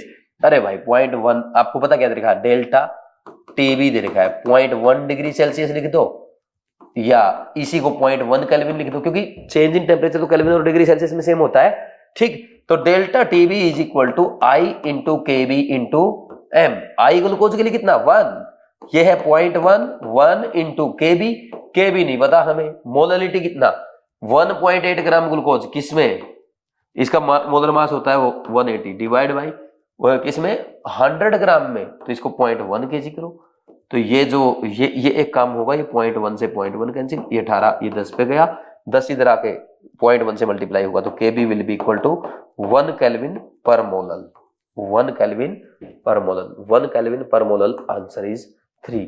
Unit में भी हेर फेर करना चाहिए था उसको, इसने तो आसान कर रखा। मैं अगर मतलब एग्जामिनर तो मैं ही हूं यहाँ पे, बट ध्यान नहीं दिया मैंने यूनिट में भी थोड़ा बहुत चेंज कर देना चाहिए, सारे ऑप्शन सेम रख के, है ना। इजी क्वेश्चन है, पहले अटेम्प्ट में हो जाएगा। नेक्स्ट है क्वेश्चन नंबर 27। ये भाई इस टेस्ट का मेरा फेवरेट क्वेश्चन, पहला था एक तो और एक ये, 2-3 क्वेश्चन बहुत अच्छे हैं इस टेस्ट में, ठीक। तो सबसे पहले हम क्या लिखेंगे, ये क्वेश्चन नीट 2026 में जरूर आना चाहिए, क्योंकि जब ऐसे क्वेश्चन आएंगे ना तभी तो बच्चे सिली मिस्टेक करेंगे, और जब बच्चे सिली मिस्टेक करेंगे तभी कट ऑफ कम रहेगी। तो कट ऑफ कम रखने का यही मेथड है, अच्छे क्वेश्चन रखे जाएं, ट्रिकी क्वेश्चन रखे जाएं, ताकि बच्चे मिस्टेक करें।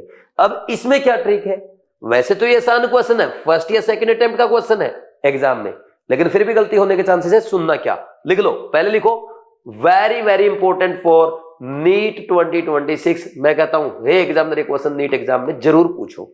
अब करो start. Ebullioscopic constant represent, ebullioscopic constant क्या होता है, आप कौन से चैप्टर में पढ़ते हो, सॉल्यूशन में, ये होता है आपका केबी।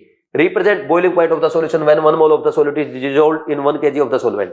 देखो हर ऑप्शन ऐसे पढ़ने लग गए ना, गलती होने के चांसेस ज्यादा है। तो आप सबसे पहले क्या करना, आप ऐसे लिखना delta TB equal to K इंटू एम, हमने पढ़ा है। अगर यहां पे m यानी मोलरिटी ऑफ सॉल्यूशन में यहां पे 1 कर देता हूं, then delta T B will be equal to K B, यानी elevation in boiling point will be equal to ebullioscopic constant. कब, जब मोलरिटी 1 है।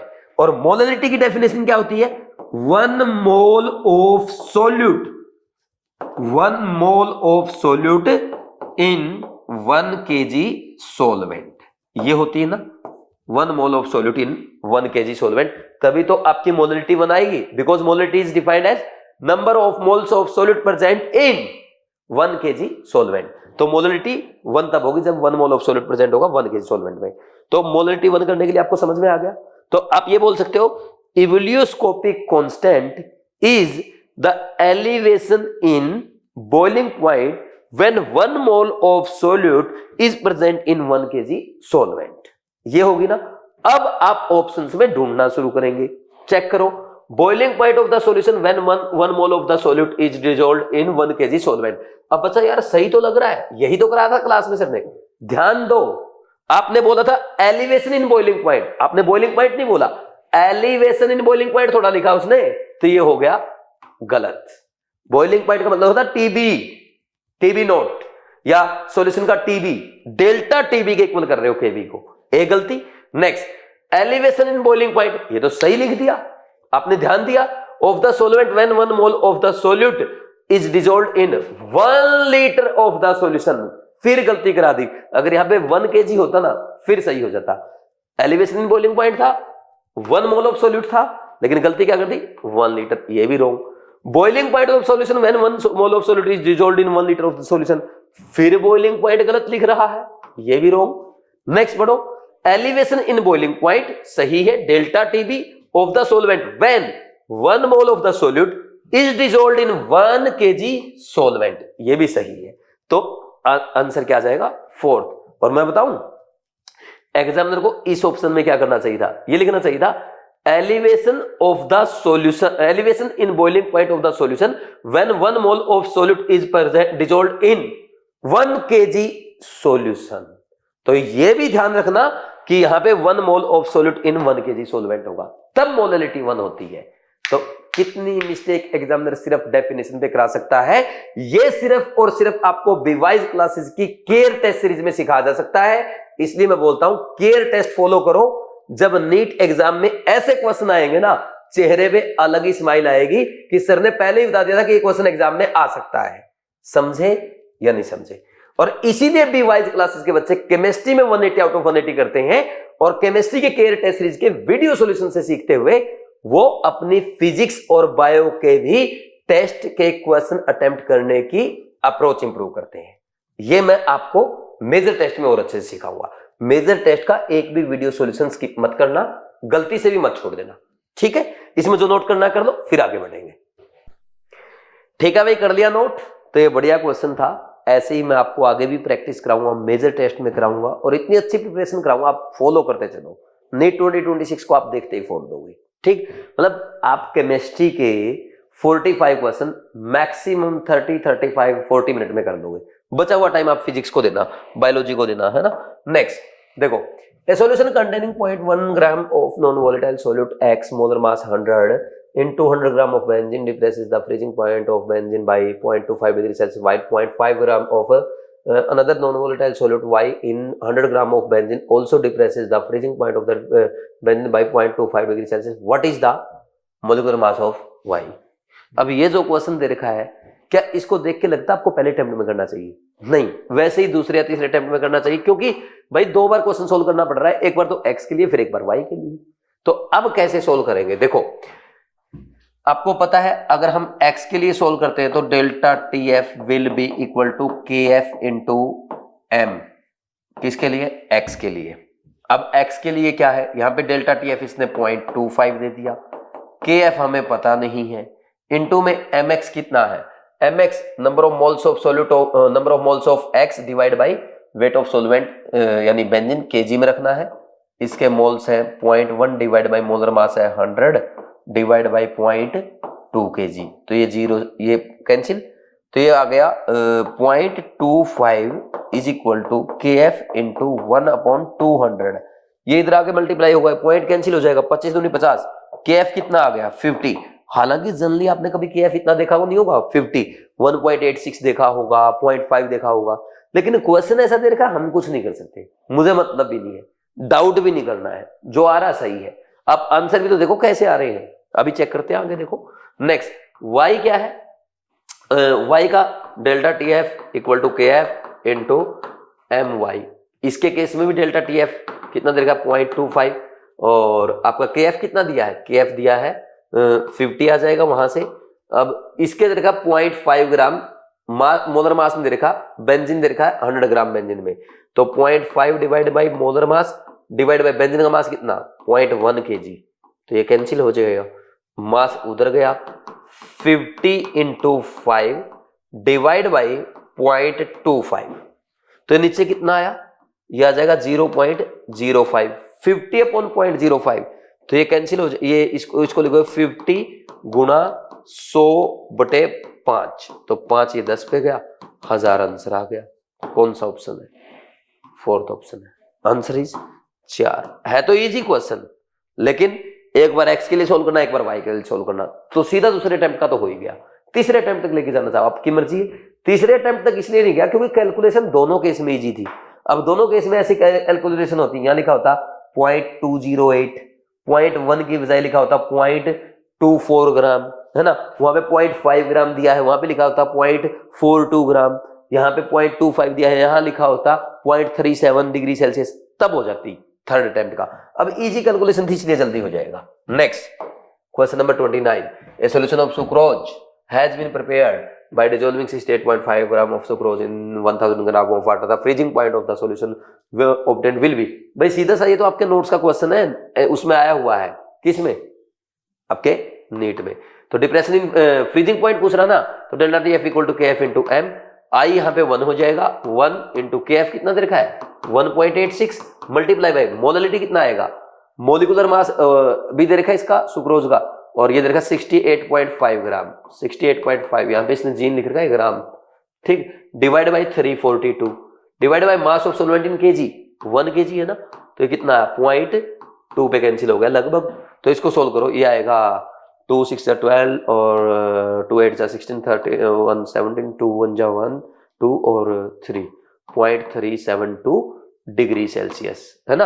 अब डेल्टा टी एफ क्या होता है, डेल्टा टी एफ होता है T F minus T F note minus T F, T F is solution का फ्रीजिंग पॉइंट, ये प्योर सोलवेंट का, ये है 0.372, जो वाटर का होता है 0 minus T F will be equal to, उधर जाके माइनस का हो जाएगा, माइनस 0.372 डिग्री सेल्सियस। बताओ कौन सा, सेकंड आंसर आ जाएगा। आसान क्वेश्चन है, फर्स्ट या सेकंड अटेम्प्ट, हल्की सी कैलकुलेशन है।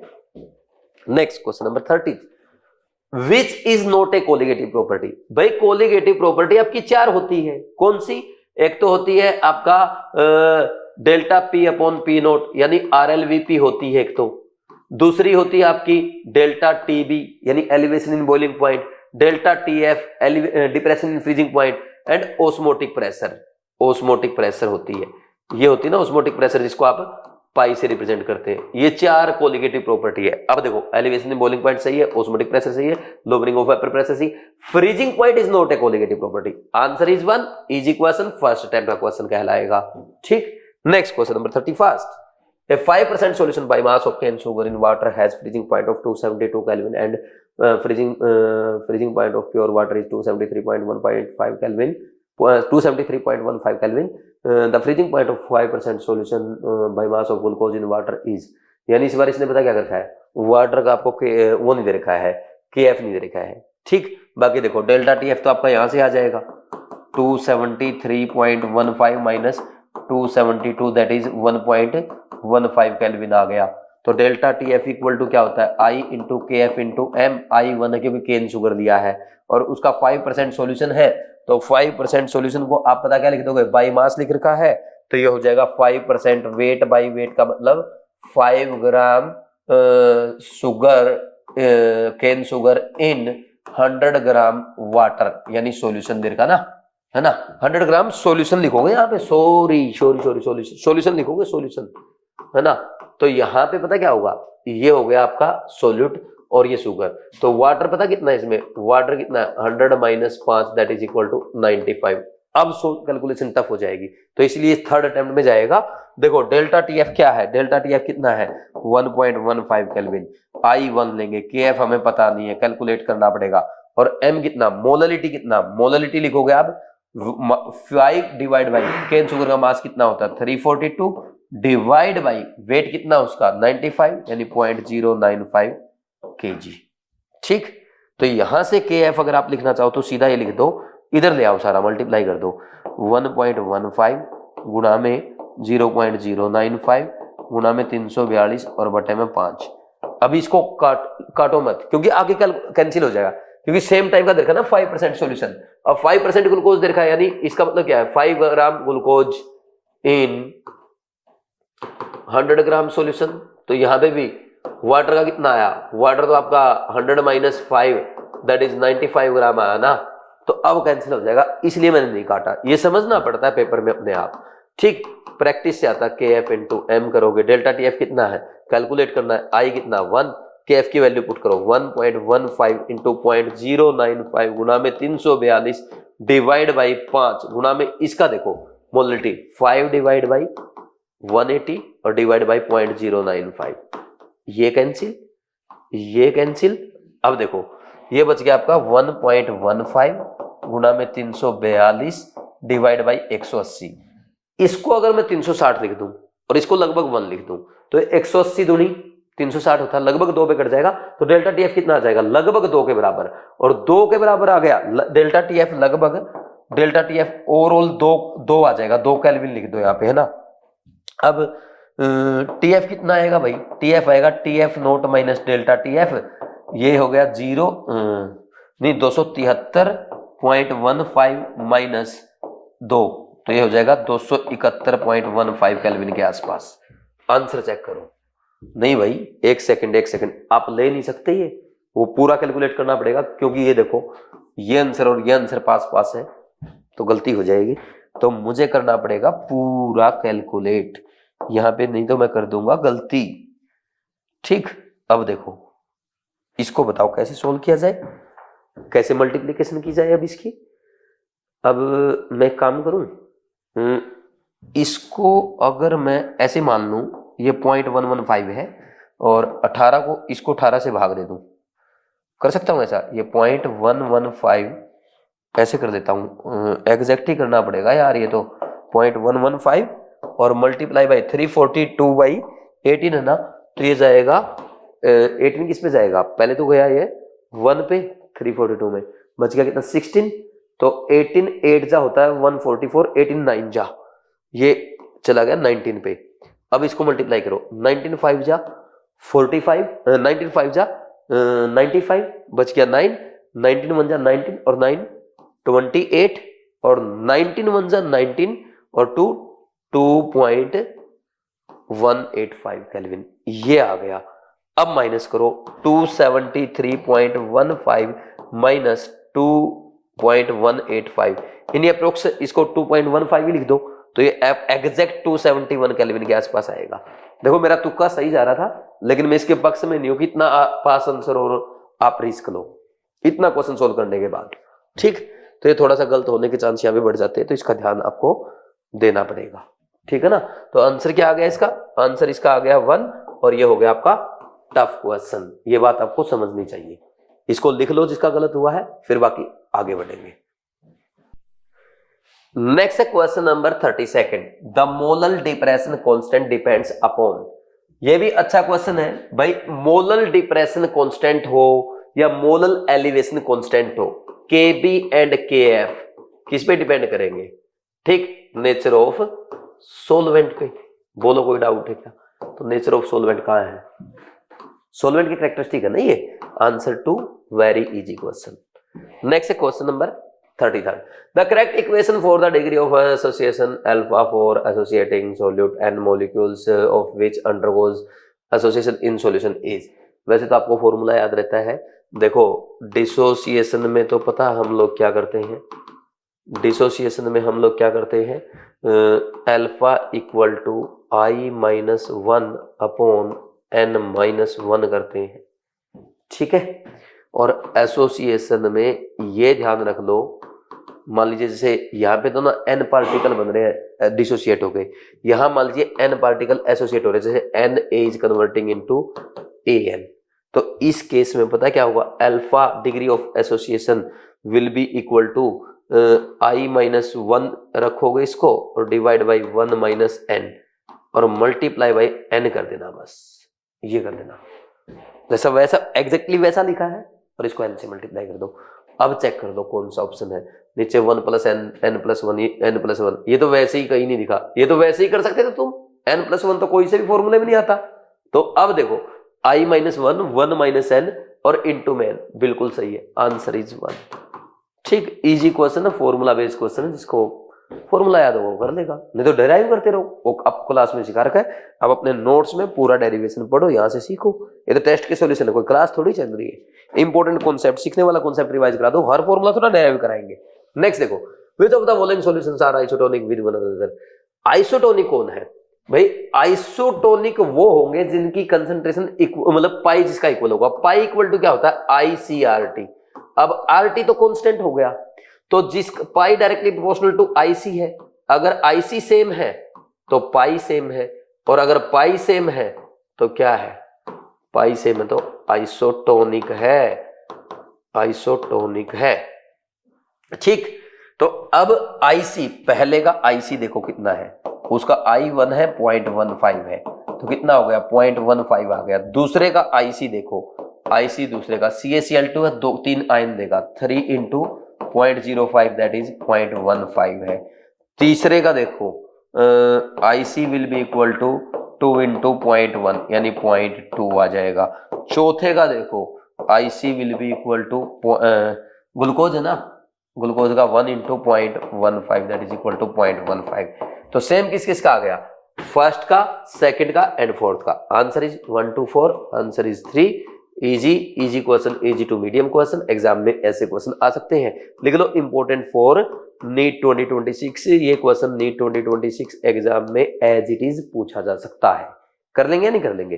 ठीक, ऐसा इजी क्वेश्चन आ सकता है। ठीक, next question number 35, which of the following solution has the highest boiling point. देखो भाई, हाईएस्ट बॉइलिंग पॉइंट किसका होगा? देखो हम क्या करते हैं भाई, डेल्टा टीबी आप लिखते हो टीबी माइनस टीबी नोट से। अब डेल्टा टीबी आप क्या लिखते हो? डेल्टा टीबी आई इंटू के बी इंटू एम। अब सबकी कंसंट्रेशन सेम दे रखी है, अगर ये सेम है तो delta TB directly proportional to I. As I increases delta TB increases, delta TB increase तो बॉइलिंग पॉइंट भी इंक्रीज होगा। तो पहले के लिए आई कितना है?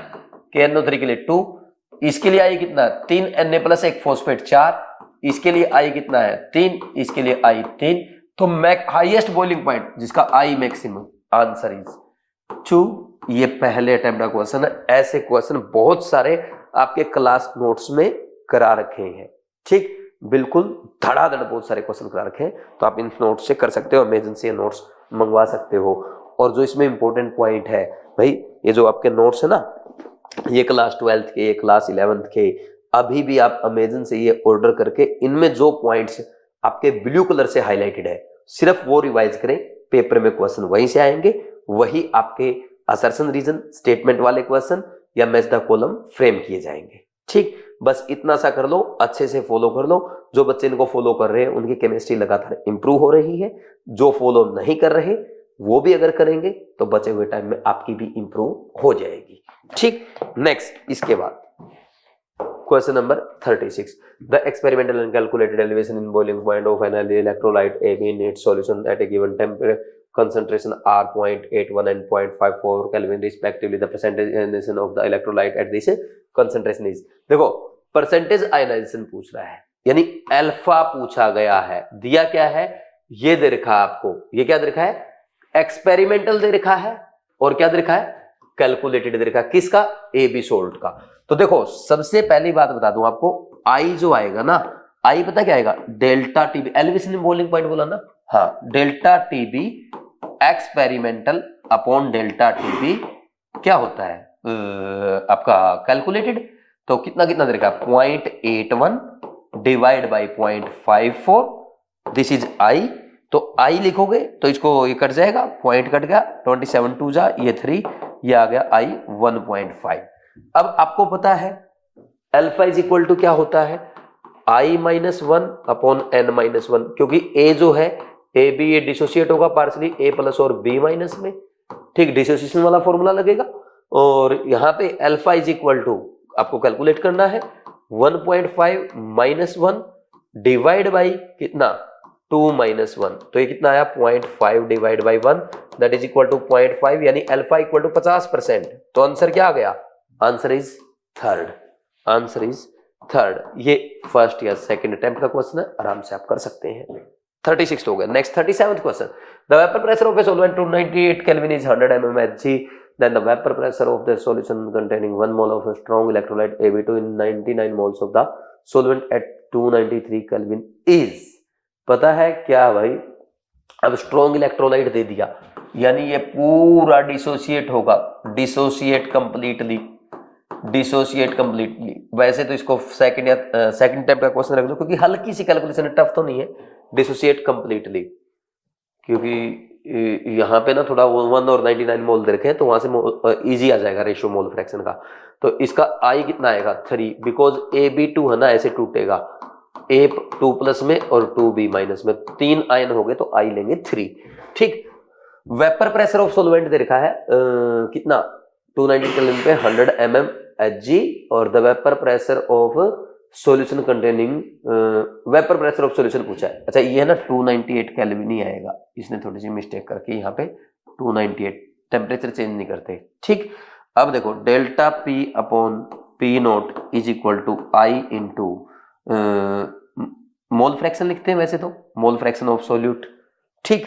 तो डेल्टा टी भी कितना, डेल्टा ये P नोट प्योर का कितना दे रखा उसने 100 minus vapour pressure of solution divide by 100, आई दे रखा 3, मोल फ्रैक्शन कितना आएगा, मोल फ्रैक्शन एक्स भी कितना है, एक्स भी moles of solute 1 divide by 1 plus 99, तो ये हो गया 100 minus PS upon 100 is equal to 3 into 1 upon 100, ये तो कैंसिल हो गया, ठीक। PS उधर जाएगा तो 3 इधर माइनस आएगा, 100 minus 3 that is equal to 97, easy calculation है, आंसर इज 3। इसीलिए मैंने बोला था मीडियम लेवल का क्वेश्चन है, क्योंकि 1 और 99 से आइडिया लग गया ना, रेशियो आराम से हो जाएगा, ठीक है। Next question, 0.5 mole aqueous solution of weak acid HX is 20% ionise, आपके नोट्स का क्वेश्चन है, नोट्स में करा रखा है, नीट एग्जाम का आया हुआ क्वेश्चन है। एक आध क्वेश्चन मैं ये भी चेक करता हूं कि आप नोट्स पढ़ते हैं या नहीं पढ़ते, ठीक। 0.5 mole aqueous solution of weak acid HX is 20% ionised, alpha दे दिया, अल्फा कितना 20% यानी 0.2, मोलरिटी दे दी 0.5, क्या बोल रहा है इफ केएफ फॉर वाटर इतना दे रखा है, लोअरिंग फ्रीजिंग पॉइंट इज, तो भाई आप एक काम करो आई निकालो पहले, alpha equal to I minus 1 upon n minus 1, और HX से ऐसे टूटेगा H प्लस और X माइनस में, अगर कंप्लीट डिसोसिएट होगा 2 आयन आएंगे यानी n इक्वल टू 2 लिया जाएगा, अल्फा 0.2 है, आई पता नहीं है, डिवाइड बाय 2 माइनस 1, तो यहां से आई इज इक्वल टू 1.2 आ गया। अब delta TF is equal to क्या आएगा, डेल्टा TF पूछा ना, delta TF I into KF into M आएगा, आई कितना 1.2, KF कितना 1.86, ये कितना 0.5, यही है ना, तो 0.5 ये कट गया किस पे 0.6 पे, 0.6 को मल्टीप्लाई करो 6 6 जा 32, ओ सॉरी 36 से 18 6 जा 108 और 3 ये हो जाएगा 111, है ना 111, और ये 1.116 केल्विन, ये आ गया। पूछा क्या, लोअरिंग इन फ्रीजिंग पॉइंट पूछा है, फ्रीजिंग पॉइंट नहीं पूछा, तो 11 ये आ जाएगा, आंसर 4, आंसर 4। ये भी मीडियम लेवल का क्वेश्चन था, ठीक। 2 स्टेप करने पड़े ना, पहले अल्फा से आई कैलकुलेट किया, फिर आपने डेल्टा TF कैलकुलेट किया। कुछ बच्चे ना माइनस माइनस में लगाने लग जाते हैं, भाई ध्यान रखा करो, माइनस 1.12 केल्विन किसी का फ्रीजिंग पॉइंट हो सकता है क्या, क्लास में भी बताई थी ये बात मैंने, क्लास में बच्चों ने बोला था सर ये आंसर आएगा, अरे वैसे ही पहले तो आपसे लोअरिंग इन फ्रीजिंग पॉइंट पूछा है, और दूसरा इतनी तो बुद्धि लगाओ कि फ्रीजिंग पॉइंट इतना कम कैसे हो सकता है किसी का, किसी सॉल्यूशन का, माइनस 1.12 केल्विन यानी माइनस 270 डिग्री सेल्सियस से भी कम, ऐसे कैसे हो सकता है, ये बुद्धि चलनी चाहिए दिमाग पेपर में। When a gas is bubbled through water at 298 Kelvin, very dilute solution of the gas is obtained, Henry's law constant for the gas at 298 Kelvin is 100 kilobar, KH दे दिया भाई, if the gas exerts a partial pressure of 1 bar, P भी दे दिया, the number of millimoles, ध्यान देना, of the gas dissolved in 1 liter water, ठीक। अब हम क्या करेंगे, हम लिखते हैं यहाँ पे प्रेशर इज इक्वल टू के एच इंटू एक्स। अब प्रेशर कितना 1 और वो है 100 किलो बार, 100 को 1000 से मल्टीप्लाई करो बार में रखने के लिए, एक्स मोल फ्रैक्शन, तो एक्स पता कितना आ गया 10 की पावर -5 आ गया। पहले तो ये हुआ। अब ये क्या है, number of moles of solute, मान लीजिए गैस के मान लीजिए n मान लिए, तो number of moles of water कितने होंगे, वाटर के हो जाएंगे आपके 1 लीटर है 1000 ग्राम हो जाएगा, डिवाइड बाय 18 कितना 55.55 हो गया। ठीक, तो अब देखना यहां पे आप पता क्या लिखोगे, जैसे इसको ऐसे लिख सकता हूं, number of moles of gas divide by number of moles of water will be equal to 10 की पावर -5, क्योंकि बहुत कम है ना, तो नीचे number of moles of gas जो लिखोगे ना इसको इग्नोर ही कर दो, ये जो लिखोगे ना ये इग्नोर कर दो, number of moles of gas upon number of moles of water लिख दो सीधा और इक्वल टू 10 की पावर -5 कर दो, तो number of moles of gas divide by ये 55.55 है इज इक्वल टू 10 की पावर -5 आ गया। तो number of moles of gas is equal to कितना आ जाएगा, तो ये आ जाएगा आपका 55.55 इंटू 10 की पावर -5। ठीक, और इसको हम लिख सकते हैं ये आए मोल्स।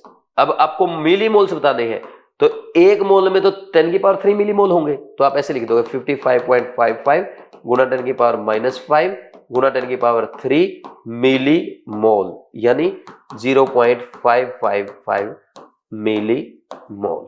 कौन सा आंसर आया, 0. सही लिखा ना मैंने, 10 की पावर -2 है, हाँ ठीक है। तो अब देखो क्योंकि आंसर सारे ऐसे हैं ना, खतरनाक से आंसर है, तो आंसर ये आ गया मेरे अकॉर्डिंग 0.555 है ना, आंसर इज 1। बोलो सही है क्या? ठीक, तो ये आपका क्या आंसर आ गया, 1 आ गया। और क्वेश्चन हो गया ये मीडियम या टफ लेवल, क्योंकि उसमें इसमें टाइम लगेगा, क्रॉस चेक करना पड़ेगा। ठीक, अब मेरा तो मेरे ख्याल में बिल्कुल सही है, देख लो, बाकी यही आंसर होना चाहिए। 55.55 इंटू 10 की पावर -5 सही है। मिली मोल को मिली मोल में 10 की पावर 3 से मल्टीप्लाई कर दिया, 55.55 इंटू 10 की पावर -2 करोगे तो 0.55, बिल्कुल सही है, आंसर इज 1। ये ध्यान देना, ये देखो कैसे दे रखे हैं, ये देखो, ये अच्छा क्वेश्चन हो जाता है। ऐसे क्वेश्चन भी एग्जाम में आने चाहिए, है ना, एक बार करने के बाद भी सोचना पड़ेगा, ऐसा क्वेश्चन है ना। Next question number 40, the lowering in vapour pressure is maximum for, lowering in vapour pressure maximum. भाई देखो मोलरिटी, अच्छा 0.1 मोलर और मोलरिटी, डाइल्यूट सॉल्यूशन के लिए हम पता क्या करते हैं, क्लास में भी तो बताया आपको, सेम क्वेश्चन क्लास में करा रखा है भाई, मोलरिटी इक्वल टू मोलरिटी मान लेते हैं फॉर डाइल्यूट सॉल्यूशन, उससे कोई फर्क नहीं पड़ता। अब देखो, ठीक, कंसंट्रेशन सेम मान लेते हैं। एक तो ये भी सिखा था, अगर कभी आपको यहाँ पे, ये तो लोअरिंग इन वेपर प्रेशर का है वैसे, अगर कभी एग्जाम में ऐसा क्वेश्चन आ जाए जिसमें आपका क्या दे रखा है, जिसमें आपका दे रखा है एलिवेशन बॉइलिंग पॉइंट या डिप्रेशन इन फ्रीजिंग पॉइंट की बात कर रहा है, तो उसमें मोलरिटी और मोलरिटी को सेम मान लिया करो, क्योंकि डाइल्यूट सॉल्यूशन के लिए हम सॉल्यूशन चैप्टर पढ़ते हैं और डाइल्यूट सॉल्यूशन के लिए मोलरिटी इक्वल टू मोलरिटी होती है। ये आपके नोट्स में लिखवा रखा है, रिवाइज भी करा दिया। अब आ जाओ इस पे, lowering in vapour pressure is maximum for, देखो delta P upon P nought will be equal to I into small n upon capital N. तो सबकी कंसंट्रेशन सेम है, तो सबके वो n बाई एन लगभग सेम आएंगे, तो delta p by P nought क्या हो गया, डायरेक्टली प्रोपोर्शनल टू I। तो delta p upon p lowering in vapour pressure जो है will be directly proportional to I। ठीक, अब यहां पे अगर हम बात करें, ये I जिसका ज्यादा होगा I बढ़ेगा तो डेल्टा p बढ़ेगा, लोअरिंग इन वेपर प्रेशर बढ़ेगा, तो इसका I कितना यूरिया सॉल्यूशन का, I इसका 1 है, इसका 2 है, इसका 3 है, और ये 4, ये पोटेशियम 4 पोटेशियम आयन देगा, और ये FeCN6 4 माइनस देगा, इसके लिए I कितना आया 5, मैक्सिमम इसके लिए आ जाएगा। Answer is 4। इजी क्वेश्चन है, आराम से आप कर सकते हैं। ठीक, तो ये आंसर आ जाएगा आपका 4 वाला। ठीक, इसको लिख लो, अच्छा क्वेश्चन है, समझने वाला क्वेश्चन है, एग्जाम में एज इट इज आ सकता है। ठीक है भाई, हो जाएगा। अच्छा, इसमें एक ध्यान रखना, ये आपसे ना relative lowering of vapour pressure की बात नहीं कर रहा, लोअरिंग ऑफ वेपर प्रेशर की बात कर रहा है, इसलिए मैंने लिखा है I बढ़ेगा तो डेल्टा P बढ़ेगा। ठीक, ये ध्यान रखना। और वैसे भी अगर डेल्टा पी भी बढ़ेगा तो delta P by P note भी बढ़ेगा, वो तो अंडरस्टूड है। लेकिन एक ध्यान रखना, पीछे क्वेश्चन आता शायद उसमें मैंने ध्यान नहीं दिया, आरएलवीपी जो है delta P by P naught relative lowering in vapour pressure, और एलवीपी यानी lowering of vapour pressure delta P, both are colligative property, both are colligative property. ये आप लिख भी लेना, ठीक है। ये दोनों ही कोलिगेटिव प्रॉपर्टी होती है, relative lowering as well as lowering of vapour pressure. मैं आपको एक बार क्वेश्चन दिखा भी देता हूं, मुझे थोड़ा सा दिमाग में क्लिक किया कि यार शायद मैंने पीछे शायद लोअरिंग ऑफ वेपर प्रेशर होगा। देखो मैं दिखाता हूं आपको, कहां था एक क्वेश्चन, जस्ट अभी थोड़ी देर पहले आया था, मैंने बोला भी था ये आसान क्वेश्चन है जिसका आंसर भी फ्रीजिंग पॉइंट आता है, ये वाला होगा आई थिंक, हाँ ये रहा। देखो लोअरिंग ऑफ वेपर प्रेशर लिख लेना, relative lowering of vapour pressure है ना, और लोअरिंग ऑफ वेपर प्रेशर, ठीक। ये दोनों ही क्या है, कोलिगेटिव प्रॉपर्टी है, ठीक। वहां तो मैंने वैसे रिलेटिव लोअरिंग लिख दिया, ध्यान नहीं दिया मैंने कि रिलेटिव लिखा है लिखा, लेकिन आपको डाउट ना रहे इसलिए दोबारा बता दिया। ये दोनों ही कोलिगेटिव प्रॉपर्टी होती है, ठीक। कर लेंगे, वापिस आते हैं अपने क्वेश्चन पे। ध्यान रखो, रिलेटिव लोअरिंग में क्या होता है, delta P by P note, और लोअरिंग में क्या होता है, सिर्फ डेल्टा पी, नीचे से पी नोट तो हटाया है, ठीक। लेकिन उनमें ध्यान रखना, उनमें ऐसे मत करने लगे ना जो फ्रीजिंग पॉइंट और बॉइलिंग पॉइंट वाला है, उसमें डेल्टा टीएफ और डेल्टा टीबी ही आपकी कोलिगेटिव प्रॉपर्टी है, ठीक। क्वेश्चन नंबर कौन सा आ गया, 40 हो गया, 41। The want of factor I 4.5% wait by volume weight by weight aqueous solution of KCl which freezes at -0.24 degree Celsius is, देखो delta T F find out कर लो पहले तो इसका, 0 minus -0.24 that is equal to delta T F will be equal to 0.24 degree Celsius, ठीक है।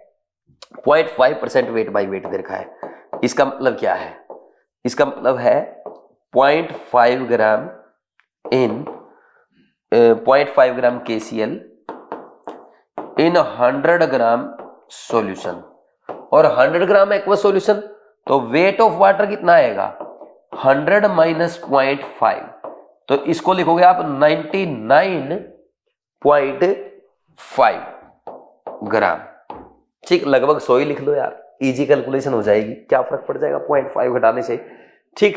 तो approx 100 ही लिख लेना इजी कैलकुलेशन के लिए, है ना।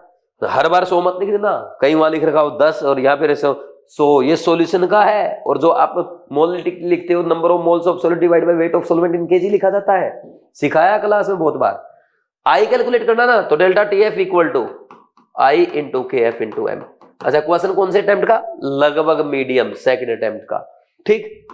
ये देखो डेल्टा टीएफ कितना 0.24 है, आई मुझे पता नहीं है, के एफ 1.86 है, molarity number of moles of solid 0.5, molar mass कितना भाई दे रखा KCl का 74.5 ग्राम, और इसको लगभग 0.1 kg लिख लो, 100 ग्राम मान लो यार, ये कैंसिल हुआ, तो I will be equal to 0.24, इधर मल्टीप्लाई हो गए आगे होगा 74.5, और ये 1.86 और 5 जाएगा डिवीजन में, पहले तो ये दोनों जीरो काट दो, ये पॉइंट काट दो दोनों, अब इसको लिखो, ये इसको 75 मान लो, तो मान लो ना 75, लगभग 15 पे काट दिया, और उसको 75 मान लिया।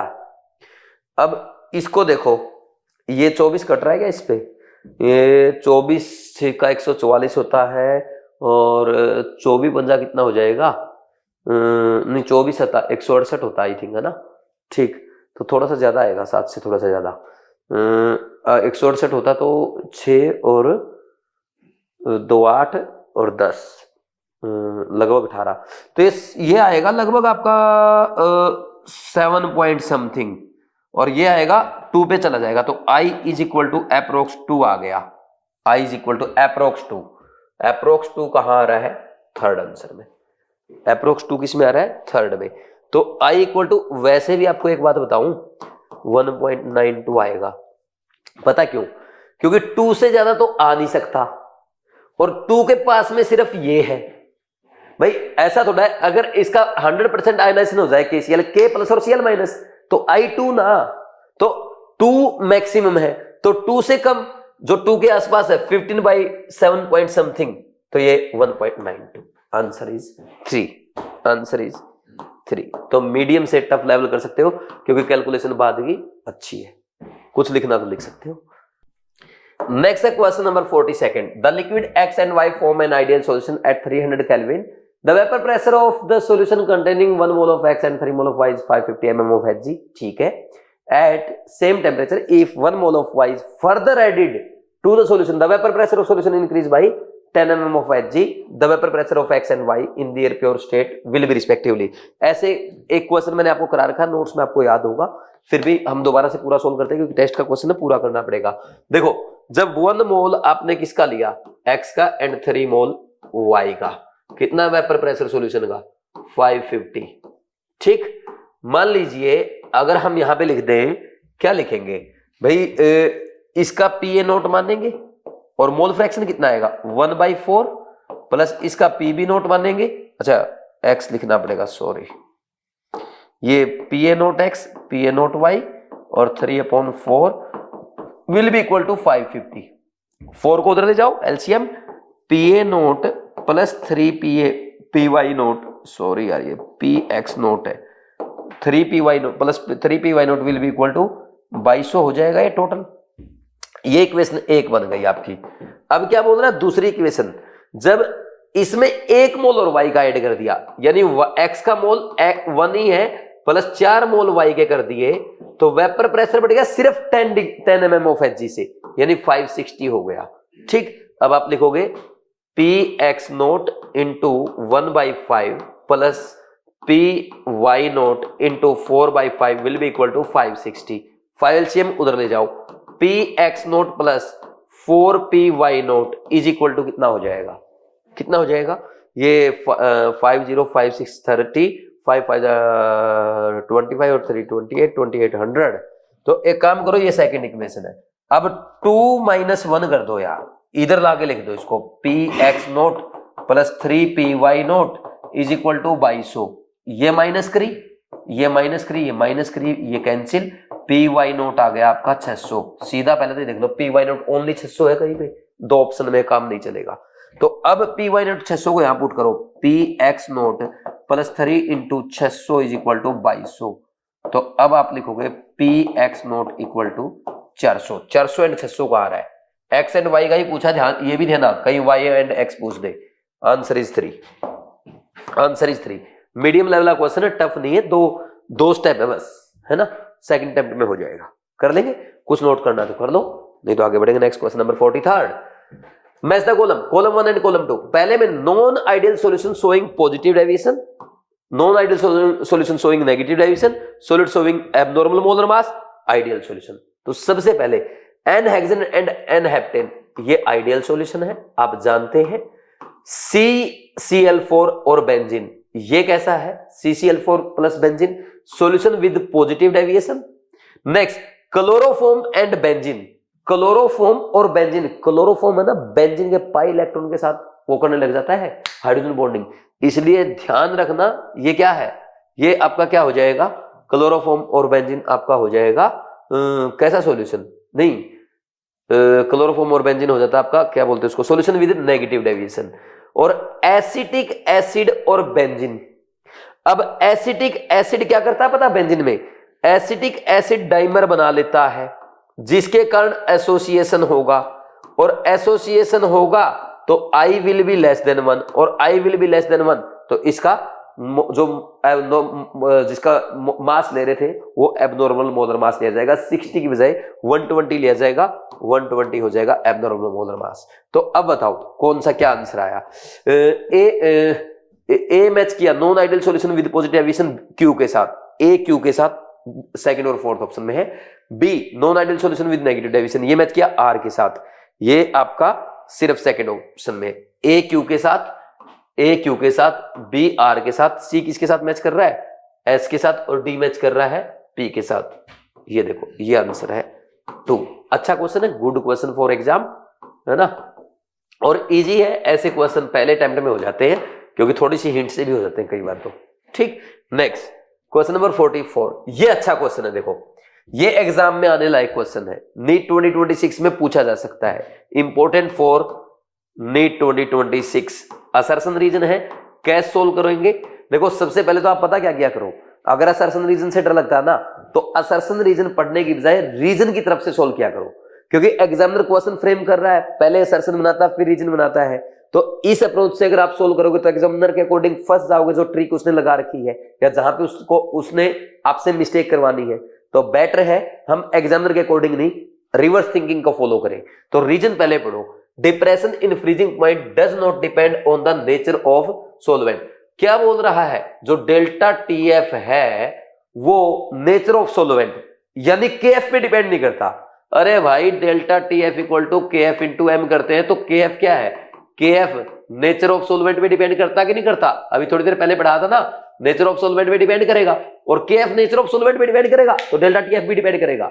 यानी अगर आप मोलरिटी सेम रख ले सॉल्यूशन की, लेकिन डिफरेंट डिफरेंट सोलवेंट में सॉल्यूशन बनाए, तो आपका केएफ चेंज होने की वजह से डेल्टा टीएफ चेंज होगा। तो ये स्टेटमेंट गलत है, ये बोल रहा नेचर ऑफ सोलवेंट पे डिपेंड नहीं करेगा डेल्टा टीएफ, रॉन्ग हो गई।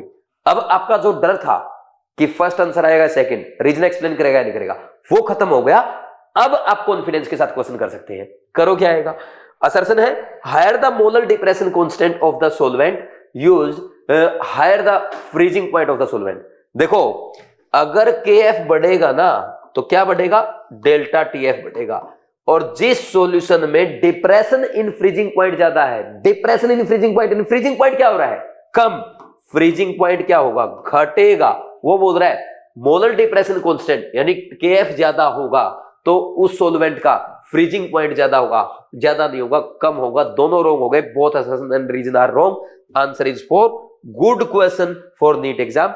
और जब भी असर्शन रीजन क्वेश्चन आते हैं, अगर आपको डर लगता है, मेरा सजेशन है कम से कम सेकंड अटेम्प्ट में करें या थर्ड अटेम्प्ट में करें, ठीक? इससे आपसे गलती नहीं होगी, चाहे क्वेश्चन आपका केमिस्ट्री का है, बायोलॉजी का है या फिजिक्स का है। टाइम भी बचेगा और बाद में आप सही से सोल्व भी कर पाएंगे, ठीक? तो ये हो गया आपका 44वां क्वेश्चन। ऐसे क्वेश्चन में ऐसी ट्रिक्स मैं आपको केयर टेस्ट के वीडियो सॉल्यूशन में सिखाऊंगा, और मेजर टेस्ट के वीडियो सॉल्यूशन में तो बहुत कुछ सिखाने वाला हूं, बिल्कुल भी टेंशन मत लेना, बस अच्छे से फॉलो करना, ठीक? Next question number 45 assertion reason question है। फिर से रीजन पहले पढ़ेंगे। Reason lowering of vapour pressure is directly proportional to the number of species present in the solution. बिल्कुल सही है, because delta P upon P nought आप लिखते हो equal to I into n upon N. तो delta P upon P nought will be directly proportional to i. So lowering of vapour pressure यानी delta P will be also directly proportional to i. असर reason is right. The vapour pressure of, अब assertion पढ़ो, vapour pressure of 0.1 molar sugar solution is more than 0.1 molar KCl solution. ये क्या बोल रहा है कि जो 0.1 मोलर सुगर सॉल्यूशन है उसका वेपर प्रेशर जो है वो किससे ज्यादा होगा? वेपर ऑफ, ठीक है? ये तो गलत बोल रहा है इसका मतलब, क्योंकि जिसका आई ज्यादा, ध्यान से सुनना, जिसका आई ज्यादा उसका डेल्टा पी ज्यादा। ध्यान से सुनना मेरी बात, अगर आई ज्यादा है, आई बड़ा तो डेल्टा पी बड़ा, ध्यान से सुनना, और डेल्टा पी बड़ा तो डेल्टा पी क्या होता है? P note of solution minus PS, यानी वेपर, ये क्या? वेपर प्रेशर ऑफ सॉल्यूशन घटा, यानी आई बढ़ने से वेपर प्रेशर ऑफ सॉल्यूशन घटता है, लेकिन डेल्टा पी क्या? लोअरिंग इन वेपर प्रेशर बढ़ता है। समझे कि नहीं समझे? डेल्टा पी क्या होता है? P naught minus PS. ये तो फिक्स ना प्योर सॉल्वेंट का, जब ये घटेगा तभी तो डेल्टा पी बढ़ेगा, यानी आई बढ़ रहा है तो डेल्टा पी बढ़ रहा है क्योंकि पीएस घट रहा है। तो आप लिखोगे as I increase delta P increase, pressure of solution decrease, vapours of solution decrease. तो अब यहां पे शुगर का आई कितना है? इसका आई 1 है, KCl का आई कितना है? 2 है। तो अब यहां पे क्या बोलोगे? प्रेशर ऑफ शुगर सॉल्यूशन क्या हो जाएगा? ज्यादा होगा कि नहीं होगा प्रेशर ऑफ KCl सॉल्यूशन से। सही बात है, पहली स्टेटमेंट बिल्कुल सही है, असर्शन सही है, रीजन भी सही है और करेक्ट एक्सप्लेनेशन भी है। क्यों? क्योंकि देखो पहला समझ में आया क्यों सही हुआ? अब lowering of vapour pressure is directly proportional to the number of species present in solution. भाई केसीएल में क्या है, ज्यादा ज्यादा आयंस बन रहे हैं, नंबर ऑफ स्पीसीज ज्यादा हो रहे हैं, जिसके कारण इसमें लोअरिंग ऑफ वेपर प्रेशर ज्यादा हुआ और उसी कारण इसका वेपर प्रेशर कम हुआ। और इसमें क्या है, शुगर में क्या थे, नंबर ऑफ स्पीसीज कम थे, जिसके कारण इसका वेपर प्रेशर क्या रहा, ज्यादा रहा। समझे कि नहीं समझे? तो बहुत ही अच्छा क्वेश्चन है, रीजन एक्सप्लेन कर रहा है, असर्शन करेक्ट है, रीजन करेक्ट है, रीजन एक्सप्लेन्स असर्शन। ऐसे क्वेश्चन अगर एग्जाम में आएंगे तो नीट 2026 में सिर्फ बीवाईजी के बच्चे ही छाएंगे। ठीक, तो ये अच्छा क्वेश्चन था, मीडियम है, टफ लेवल का। आपको ऐसे क्वेश्चन जरूर प्रैक्टिस करके जाने चाहिए, ऐसे क्वेश्चन करेंगे तो आपको बहुत मजा आएगा। ठीक, और केयर टेस्ट अटेम्प्ट करते रहो, वीडियो सॉल्यूशन देखते रहो, मिस्टेक लिखते रहो, रिवाइज करते रहो। टेस्ट, मेजर टेस्ट के वीडियो सॉल्यूशन में और धमाकेदार परफॉर्मेंस में देने वाला हूं और आपको भी धमाकेदार तैयारी करनी है, ताकि नीट 2026 में हर बच्चा केमिस्ट्री में 160, 167, 165, 170, 175, 176, 180 आउट ऑफ 180 स्कोर कर सके। 160 से कम किसी का नहीं चाहिए, क्योंकि मेहनत करेंगे। ठीक, तो ठीक है भाई, मुझे उम्मीद आप अच्छे से फॉलो कर रहे होंगे जो बातें मैं बताता हूं। बाकी वीडियोस या ये स्ट्रेटजी टेस्ट सीरीज दूसरे बच्चों को भी बताते रहा करो, मैं आपको सपोर्ट करता हूं, आप मेरे को सपोर्ट किया करो। आप हमेशा करते भी, उसके लिए मैं थैंक्स भी बोलता हूं। लेकिन डॉक्टर का काम है ज्यादा से ज्यादा लोगों की मदद करना, तो वो आप करते रहिए। Thank you very much, all the best, God bless you.